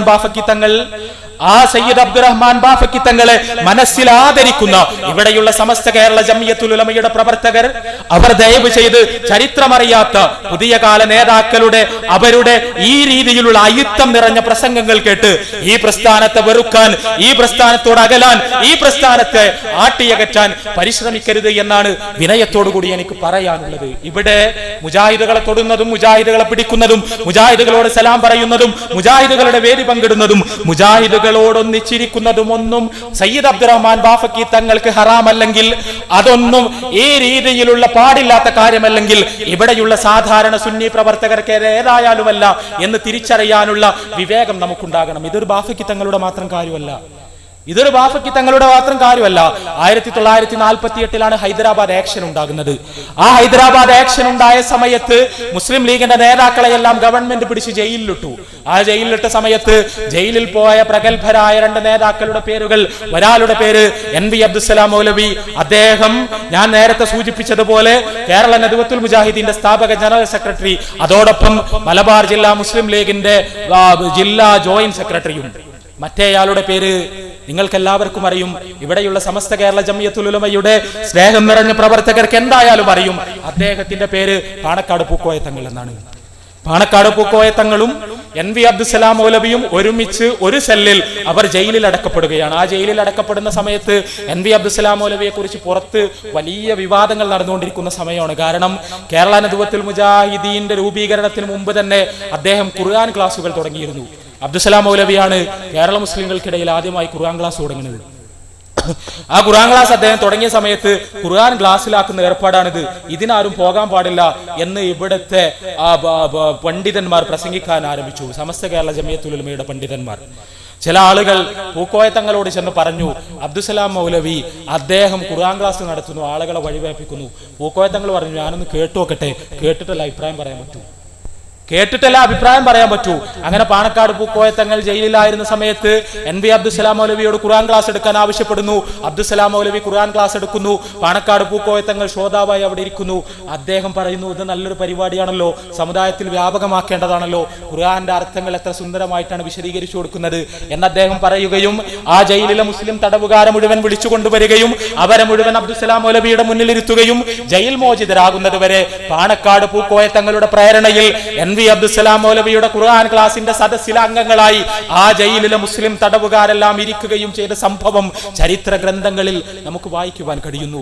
പാണക്കാട് പൂക്കോയ തങ്ങൾക്ക് NV Abdussalam മൗലവിയോടില്ലാത്ത അയിത്തം Kanthapuram AP Abubakar മുസ്ലിയാർക്ക് TP Abdulla Koya മദനിയോട് വേണമോ എന്നാണ് നമ്മുടെ ചോദ്യം.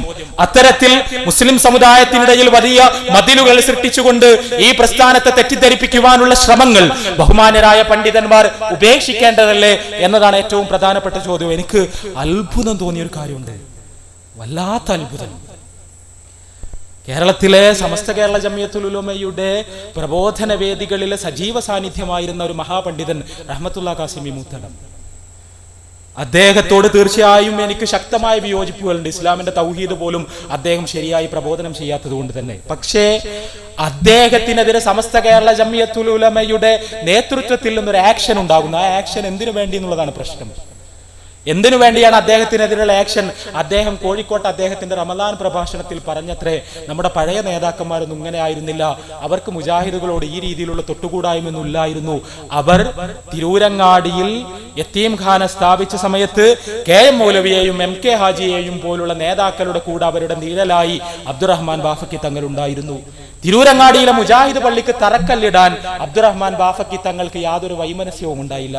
അവിടെ KM മൗലവിയെയും MK ഹാജിയെയും എല്ലാ കാര്യങ്ങൾക്കും സഹായിച്ചു കൊടുക്കാൻ അവർക്ക് നമ്മുടെ പഴയകാല നേതാക്കൾക്ക് യാതൊരു പ്രശ്നം ഉണ്ടായിരുന്നില്ല എന്ന് പറഞ്ഞതിന്റെ പേരിലാണ് ഒരു ആക്ഷൻ വരുന്നത്. ഇവിടെ ഇങ്ങനെ ചരിത്രത്തെ ഏതെല്ലാം രീതിയിൽ നമുക്ക് എത്ര കാലം മറച്ചു വെക്കാൻ കഴിയും?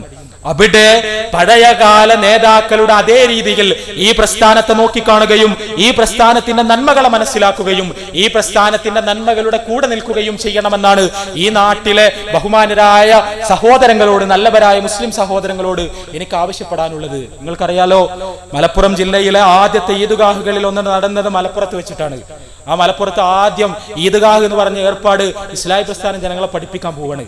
ആ പഠിപ്പിക്കുന്ന സമയത്ത് ആകെ ഒച്ചപ്പാടുണ്ടായി. ഇത് പുതിയൊരു സമ്പ്രദായമാണ് ഈദ്ഗാഹ് എന്ന് പറഞ്ഞിട്ട്, ഇതുവരെ നമുക്ക് പരിചയമല്ലാതെ ബിദ്അത്താണ്, ആ ഈദ്ഗാഹ് എന്തായാലും ഒഴിവാക്കണം എന്ന് പറഞ്ഞിട്ട് ആകെ പ്രശ്നവും കലഹവും. മലപ്പുറത്തെ മുസ്ലിങ്ങൾ രണ്ട് ചേരികളായി തിരിഞ്ഞൊരു യുദ്ധത്തിന്റെ വക്കോളം എത്തി നിൽക്കുന്നു അന്തരീക്ഷം. ഈദ്ഗാഹ് നടത്താൻ കഴിയൂല എന്നുള്ള പേടി. ഈദ്ഗാഹിന് നേതൃത്വം നൽകാനായി അന്ന് ഇസ്ലാഹി പ്രസ്ഥാനം നിയോഗിച്ചിരുന്നത് അന്ന് യുവാവായിരുന്ന പി അബ്ദുൽ ഗഫൂർ മൗലവിയെയാണ്. പടച്ചവൻ അദ്ദേഹത്തെ സ്വർഗത്തിൽ പ്രവേശിപ്പിക്കുമാറാകട്ടെ. അദ്ദേഹം മരിച്ചുപോയി. ഈ പി അബ്ദുൽ ഗഫൂർ മൗലവിയുടെ നേതൃത്വത്തിലുള്ള ഈദ്ഗാഹ് പ്രഖ്യാപിച്ചു, നടത്താൻ പറ്റൂല എന്ന് സമുദായം. അന്ന് പെരുന്നാൾ ദിവസം രാവിലെ സമുദായം ഈദ്ഗാഹ് തടയാനുള്ള എല്ലാ മുന്നൊരുക്കങ്ങളും നടത്തുന്ന സമയത്ത് പാണക്കാട്ട് നിന്നൊരു കാർ മലപ്പുറത്തേക്ക് കടന്നു വന്നു എന്നാണ് ചരിത്രം. ആ കാറിൽ നിന്ന് പുറത്തേക്ക് ഇറങ്ങിയത് പാണക്കാട് പൂക്കോയ തങ്ങളാണ്. പാണക്കാട് പൂക്കോയ തങ്ങൾ അദ്ദേഹത്തിന്റെ കാറിൽ നിന്ന് പുറത്തിറങ്ങി മലപ്പുറത്തെ ഈദ്ഗാഹിൽ പങ്കെടുത്തു. അപ്പുറത്തെ സുന്നിപ്പള്ളിയിൽ പോയി അവിടെയുള്ള പെരുന്നാൾ നമസ്കാരത്തിൽ പങ്കെടുക്കുന്നതിന് പകരം മുജാഹിദുകൾ സംഘടിപ്പിച്ച ഈദ്ഗാഹിൽ അവരിൽ ഒരാളായി നിന്നു പാണക്കാട് പൂക്കോയ തങ്ങൾ. ആ പാണക്കാട് പൂക്കോയ തങ്ങൾ അത് ചെയ്തതോടുകൂടി ഇവരെല്ലാവരും പിരിഞ്ഞുപോയി. പൂക്കോയ തങ്ങൾ വരെ ഈദ്ഗാഹിൽ കൂടിയിട്ടുണ്ടെങ്കിൽ പിന്നെ എങ്ങനെ ഈദ്ഗാഹിനെ നമ്മൾ അടിച്ചു പൊളിക്കും? അവിടെ ആ രീതിയിൽ ഈ പ്രസ്ഥാനത്തെയും ഇതിന്റെ നേതാക്കന്മാരെയും ഉൾക്കൊണ്ടിരുന്ന ഒരു ഭൂതകാലം. അത്തരത്തിലുള്ള നേതാക്കന്മാരുടെ ഒരു പൈതൃകവും പാരമ്പര്യവും മറന്നുകൊണ്ട് ഈ പ്രസ്ഥാനത്തോട് അയിത്തം പ്രചരിപ്പിക്കുവാൻ ദയവ് ചെയ്ത് പരിശ്രമിക്കരുത് എന്നാണ് എല്ലാവരോടും വിനയത്തോടു കൂടി എനിക്ക് അഭ്യർത്ഥിക്കാനുള്ളത്. സുഹൃത്തുക്കളെ, ഞാൻ അവസാനിപ്പിക്കുകയാണ്. ഞാൻ പറഞ്ഞു വന്നത് ഇവിടെ ജിഹാദിനെ കുറിച്ചുള്ള ഒരു സങ്കല്പം. ആ സങ്കല്പം ജിഹാദ് എന്ന് പറഞ്ഞാൽ ഒരു ആയുധക്കളരിയാണ് എന്ന് വിചാരിച്ചവർക്കിടയിലേക്ക് ഖുർആനിന്റെയും ഹദീസിന്റെയും സന്ദേശങ്ങൾ ജനങ്ങളെ പഠിപ്പിക്കലാണ് ജിഹാദിന്റെ യഥാർത്ഥത്തിലുള്ള താല്പര്യം എന്ന് മനസ്സിലാക്കുകയും ഞങ്ങൾ ജിഹാദികളാണ് എന്ന് പ്രഖ്യാപിക്കുകയും എന്നാൽ ഒരിക്കലും ആയുധം തൊടാതിരിക്കുകയും ചെയ്തൊരു പ്രസ്ഥാനം. ആ പ്രസ്ഥാനത്തിന്റെ നിലപാട് ഈ പൈതൃകത്തിൽ നിന്നുണ്ടാകുന്നതാണ്. ഞാനീ പറഞ്ഞ ഈ നേതാക്കളുടെ പൈതൃകത്തിൽ നിന്നുണ്ടാകുന്നതാണ്, അവരുടെ തിരിച്ചറിവുകളിൽ നിന്നുണ്ടാകുന്നതാണ്. അതുകൊണ്ടാണ് മുജാഹിദ് പ്രസ്ഥാനത്തെ കുറിച്ച് ആലോചിച്ച് നോക്കൂ. ഏതെങ്കിലും തരത്തിൽ എവിടെയെങ്കിലും ഏതെങ്കിലും രീതിയിൽ ഒരു സായുധ ഓപ്പറേഷൻ മുജാഹിദ് പ്രസ്ഥാനം നടത്തിയിട്ടുണ്ടോ? ഒരിക്കലും നടത്തിയിട്ടില്ല. അങ്ങനെ നടത്തുന്നതിന്റെ പേര് ഫിത്ന എന്നാണ്, ഫസാദ് എന്നാണ്, ജിഹാദ് എന്നല്ല എന്ന് മുജാഹിദ് പ്രസ്ഥാനം ജനങ്ങളെ പഠിപ്പിക്കുന്നു. ഈ നാടിനെ സ്നേഹിക്കേണ്ടത്, ഇവിടുത്തെ നിയമങ്ങൾ അനുസരിക്കേണ്ടത്, ഈ നാടിന്റെ അഭിവൃദ്ധിക്ക് വേണ്ടി അധ്വാനിക്കേണ്ടത്, ഇവിടെയുള്ള ഭരണകൂടത്തെ പിന്തുണയ്ക്കേണ്ടത് മുസ്ലിമിന്റെ മതപരമായ ബാധ്യതയാണ്. ആ ഭരണകൂടത്തിനെതിരെ കലാപം ഉണ്ടാക്കുന്നത് മതപരമായി ഗുരുതരമായ അപരാധമാണ് എന്ന് ജനങ്ങളെ ബോധവൽക്കരിക്കുന്ന ഒരു പ്രസ്ഥാനം. ആ പ്രസ്ഥാനം പക്ഷേ സ്വയം ജിഹാദികൾ എന്ന് വിളിക്കുന്നു. ആ പ്രസ്ഥാനം പക്ഷേ സ്വയം മുജാഹിദ് പ്രസ്ഥാനം എന്ന് വിളിക്കുന്നു. എന്നിട്ട് ജനങ്ങളെ പഠിപ്പിക്കുന്നു ജിഹാദ് എന്ന് പറഞ്ഞാൽ ഇതൊന്നുമല്ല. ജിഹാദ് എന്ന് പറഞ്ഞാൽ അർദ്ധരാത്രി മെഴുകുതിരി വെട്ടത്തിൽ ഖുർആൻ ക്ലാസ് എടുത്ത് ജനങ്ങളെ തീവ്രവാദികളാക്കലല്ല. ജിഹാദ് എന്ന് പറഞ്ഞാൽ പ്രവാചകനെ നിന്ദിച്ച് ചോദ്യപേപ്പർ ഉണ്ടാക്കിയ ആളുടെ കൈപ്പത്തി കൊത്തിമാറ്റലല്ല. ജിഹാദ് എന്ന് പറഞ്ഞാൽ ഏതെങ്കിലും രീതിയിലുള്ള സായുധ ഭീകര സംഘങ്ങളെ പരിശീലിപ്പിക്കലല്ല. ജിഹാദ് എന്ന് പറഞ്ഞാൽ ഏതെങ്കിലും അർത്ഥത്തിൽ എവിടേക്കെങ്കിലും ആളുകളെ ഭീകര സംഘങ്ങളിലേക്ക് റിക്രൂട്ട് ചെയ്യലല്ല. ജിഹാദ് എന്ന് പറഞ്ഞാൽ ഈ തൗഹീദിന്റെ ശബ്ദം, ഈ സുന്നത്തിന്റെ ശബ്ദം ഉച്ചസ്ഥരം ജനങ്ങളെ കേൾപ്പിക്കുവാൻ വേണ്ടി അധ്വാനിക്കലാണ്. ആ ജിഹാദിന് ഫലമുണ്ടായി. ആ ജിഹാദിന്റെ പൂക്കൾ, ആ ജിഹാദിന്റെ തണൽ, ആ ജിഹാദിന്റെ സുഗന്ധം, ആ ജിഹാദിന്റെ സൽഫലങ്ങൾ നമ്മളെല്ലാവരും അനുഭവിച്ചു കൊണ്ടിരിക്കുന്നു. കേരളത്തിലെ മുസ്ലിങ്ങൾ ഇന്ന് അനുഭവിച്ചു കൊണ്ടിരിക്കുന്ന മുഴുവൻ നന്മകളുടെയും പിന്നിൽ ആ ജിഹാദിന്റെ വിയർപ്പുണ്ട് എന്നെല്ലാവർക്കും അറിയാം. എല്ലാവർക്കും അറിയാം. അതറിയാത്തവരായി കേരള മുസ്ലിങ്ങളുടെ ചരിത്രം വായിച്ചവർ ആരും തന്നെ ഉണ്ടാവുകയില്ല. കേരള മുസ്ലിങ്ങൾ അനുഭവിച്ചു കൊണ്ടിരിക്കുന്ന സമൃദ്ധമായ നന്മകൾ. ഇവിടെ വളരെ സ്നേഹത്തോടുകൂടി എന്റെ ശബ്ദം ശ്രവിക്കുന്ന മുജാഹിദ് പ്രസ്ഥാനവുമായി ബന്ധപ്പെട്ട മുഴുവൻ പ്രവർത്തകരോടും മുഴുവൻ ആളുകളോടും എനിക്ക് പറയാനുള്ള ഒരു കാര്യമുണ്ട്. ഇത് ചെറിയൊരു കാര്യമല്ല. ഈ രീതിയിൽ ഉള്ള യഥാർത്ഥ ജിഹാദിന്റെ സൽഫലങ്ങൾ ഇതുപോലെ വിളയിച്ചെടുക്കാൻ ലോകത്തു തന്നെ മറ്റൊരു മുസ്ലിം സംഘടനക്കും ആധുനിക കാലഘട്ടത്തിൽ കഴിഞ്ഞിട്ടില്ല എന്നുള്ളതാണ് സത്യം. അതുകൊണ്ട് തന്നെ വളരെ സമർത്ഥമായി വളരെ സമർത്ഥമായി ഈ ജിഹാദി മുന്നേറ്റത്തെ മരവിപ്പിക്കുവാനും ഈ പ്രസ്ഥാനത്തെ തളർത്തുവാനും ഈ പ്രസ്ഥാനത്തിന്റെ ചെറുപ്പക്കാരെ മറ്റാശയങ്ങളിലേക്ക് റാഞ്ചിയെടുത്തു കൊണ്ടുപോകുവാനും ശത്രുക്കൾ വളരെ സമർത്ഥമായി പരിശ്രമിച്ചു കൊണ്ടിരിക്കുന്നു. അതവരുടെ നിഗൂഢമായൊരു പദ്ധതിയാണ് എന്ന് കൃത്യമായി മനസ്സിലാക്കുവാൻ നമ്മൾക്കെല്ലാവർക്കും കഴിയേണ്ടതുണ്ട്. അത് കഴിയാതിരുന്നാൽ ശത്രു വിജയിക്കും, നമ്മൾ പരാജയപ്പെടും. അത് കഴിയാതിരുന്നാൽ ശത്രു വിജയിക്കും, നമ്മൾ പരാജയപ്പെടും. ഇവിടെ നമ്മൾ മനസ്സിലാക്കേണ്ട അടിസ്ഥാനപരമായ ഒരു വസ്തുതയുണ്ട്. കേരളത്തിലെ മുസ്ലിങ്ങൾ അവർ തൗഹീദിനെ കുറിച്ച് വികലമായ സങ്കല്പങ്ങളിലായിരുന്ന സമയത്ത് മുജാഹിദ് പ്രസ്ഥാനമാണ് കേരളത്തിലെ മുസ്ലിങ്ങളെ പഠിപ്പിച്ചത് അള്ളാഹുവിന് പുറമെ നമ്മുടെ സഹായാഭ്യർത്ഥനകൾക്ക് ഉത്തരം നൽകാൻ കഴിയുന്ന വേറൊരു അദൃശ്യ ശക്തിയുമില്ല എന്ന്. അവിടേക്ക് പുതിയ അദൃശ്യ ശക്തികളെ സംബന്ധിച്ച വർത്തമാനങ്ങൾ നമ്മുടെ സ്വന്തം ചെറുപ്പക്കാരുടെ നാവുകളിലൂടെ അത്തരം വർത്തമാനങ്ങൾ പ്രചരിപ്പിക്കുവാനുള്ള ശ്രമങ്ങൾ നടക്കുമ്പോൾ ശത്രുവാണ് ചിരിക്കുന്നത്, ശത്രുവിനാണ് സന്തോഷമുണ്ടാകുന്നത്, ശത്രുവിനാണ് സംതൃപ്തി ഉണ്ടാകുന്നത്. അവിടെ നമ്മൾ കൃത്യമായി നമ്മുടെ ചെറുപ്പം പോയിക്കൊണ്ടിരിക്കുന്ന അപകടത്തെ കുറിച്ച് മനസ്സിലാക്കണം. കേരളത്തിലെ മുസ്ലിങ്ങൾക്കിടയിലേക്ക് സംസ്കരണ പ്രവർത്തനങ്ങളുമായി കടന്നു വന്ന ഇസ്ലാഹി പ്രസ്ഥാനം ഒന്നാമതായി തീ കൊളുത്തിയത് തഖ്ലീദിന്റെ പുതപ്പിനാണ്. നിങ്ങളത് ശ്രദ്ധിച്ചിട്ടുണ്ടോ എന്ന് എനിക്കറിയില്ല. തഖ്ലീദിന്റെ പുതപ്പിനാണ് ഇസ്ലാഹി പ്രസ്ഥാനം ഒന്നാമതായി തീ കൊളുത്തിയത്. ഏതെങ്കിലും ഒരു പണ്ഡിതനെ ആ പണ്ഡിതന്റെ താരപരിവേഷം വെച്ചുകൊണ്ട് അന്ധമായി പിൻപറ്റുന്ന ആ ഏർപ്പാടിനെ നഖശികാന്തം എതിർക്കുകയും ഖുർആനിലേക്കും ഹദീസിലേക്കും നോക്കാൻ ആവശ്യപ്പെടുകയുമാണ് കേരളത്തിൽ ഇസ്ലാഹി പ്രസ്ഥാനം ചെയ്തത്. പക്ഷേ തഖ്ലീദിന്റെ പുത്തൻ രീതികളും പുത്തൻ ഭാവങ്ങളും പുത്തൻ നടപടിക്രമങ്ങളും നമ്മൾക്കിടയിലേക്ക് നമ്മളറിയാതെ അരിച്ചിറങ്ങിക്കൊണ്ടിരിക്കുന്നു എന്ന വസ്തുതയെ നമുക്ക് കാണാതിരിക്കാൻ കഴിയില്ല. ഇവിടെ നമ്മൾ അറിയേണ്ട ഒരു കാര്യം, ഏതെങ്കിലും അറബി സൈറ്റുകളിൽ നിന്ന് ഏതെങ്കിലും ഫത്വകൾ അതുപോലെ ഡൗൺലോഡ് ചെയ്ത് ആ ഫത്വകൾ വായിച്ച് അതിന്റെ ശരിതെറ്റുകൾ നോക്കാതെ അത് അതേപോലെ പിൻപറ്റുന്ന ഒരു യുവതലമുറയുണ്ടാവുകയും അങ്ങനെ പിൻപറ്റുന്നതിന്റെ പേരാണ് സലഫിയത്ത് എന്നവർ തെറ്റിദ്ധരിക്കുകയും ചെയ്യുന്നത് യഥാർത്ഥത്തിൽ വളരെ സങ്കടകരമായ ഒരു അനുഭവമാണ്.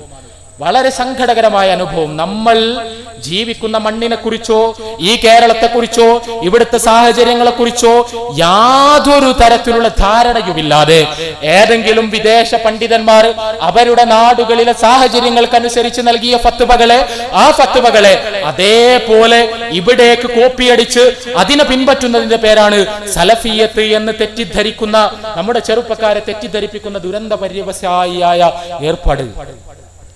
എനിക്ക് പലപ്പോഴും അത്ഭുതം തോന്നാറുണ്ട്. യഥാർത്ഥത്തിൽ കേരളത്തിലെ മുസ്ലിം നവോത്ഥാന പ്രസ്ഥാനം നടത്തിയ മുന്നേറ്റത്തെ കുറിച്ച് പുറത്തെവിടെങ്കിലും പോയി സംസാരിച്ചാൽ അവിടുത്തെ പണ്ഡിതന്മാരും നേതാക്കളെല്ലാം അത്ഭുതത്തോടുകൂടി നമ്മുടെ മുഖത്തേക്ക് ഇങ്ങനെ നോക്കും. ഇങ്ങനെയൊരു മുന്നേറ്റം നടത്താൻ ഒരു സംഘടിത സലഫി പ്രസ്ഥാനത്തിന് കഴിഞ്ഞോ എന്ന രീതിയിൽ. എന്നാൽ കഴിഞ്ഞ 2 പതിറ്റാണ്ടിനിടയിൽ എത്ര തവണയാണ് സംഘടനയുണ്ടാക്കുന്നത് ബിദ്അത്താണോ അല്ലേ എന്ന ചർച്ച നമുക്കിടയിൽ ഉണ്ടായത്.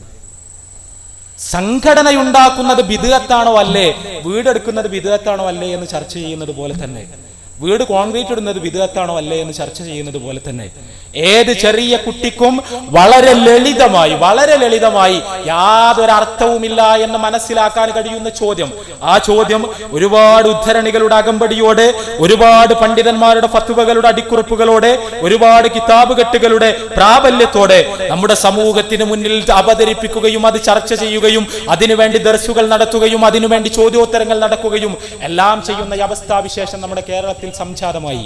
ഇവിടെയാണ് ശത്രു ചിരിക്കുന്നത്.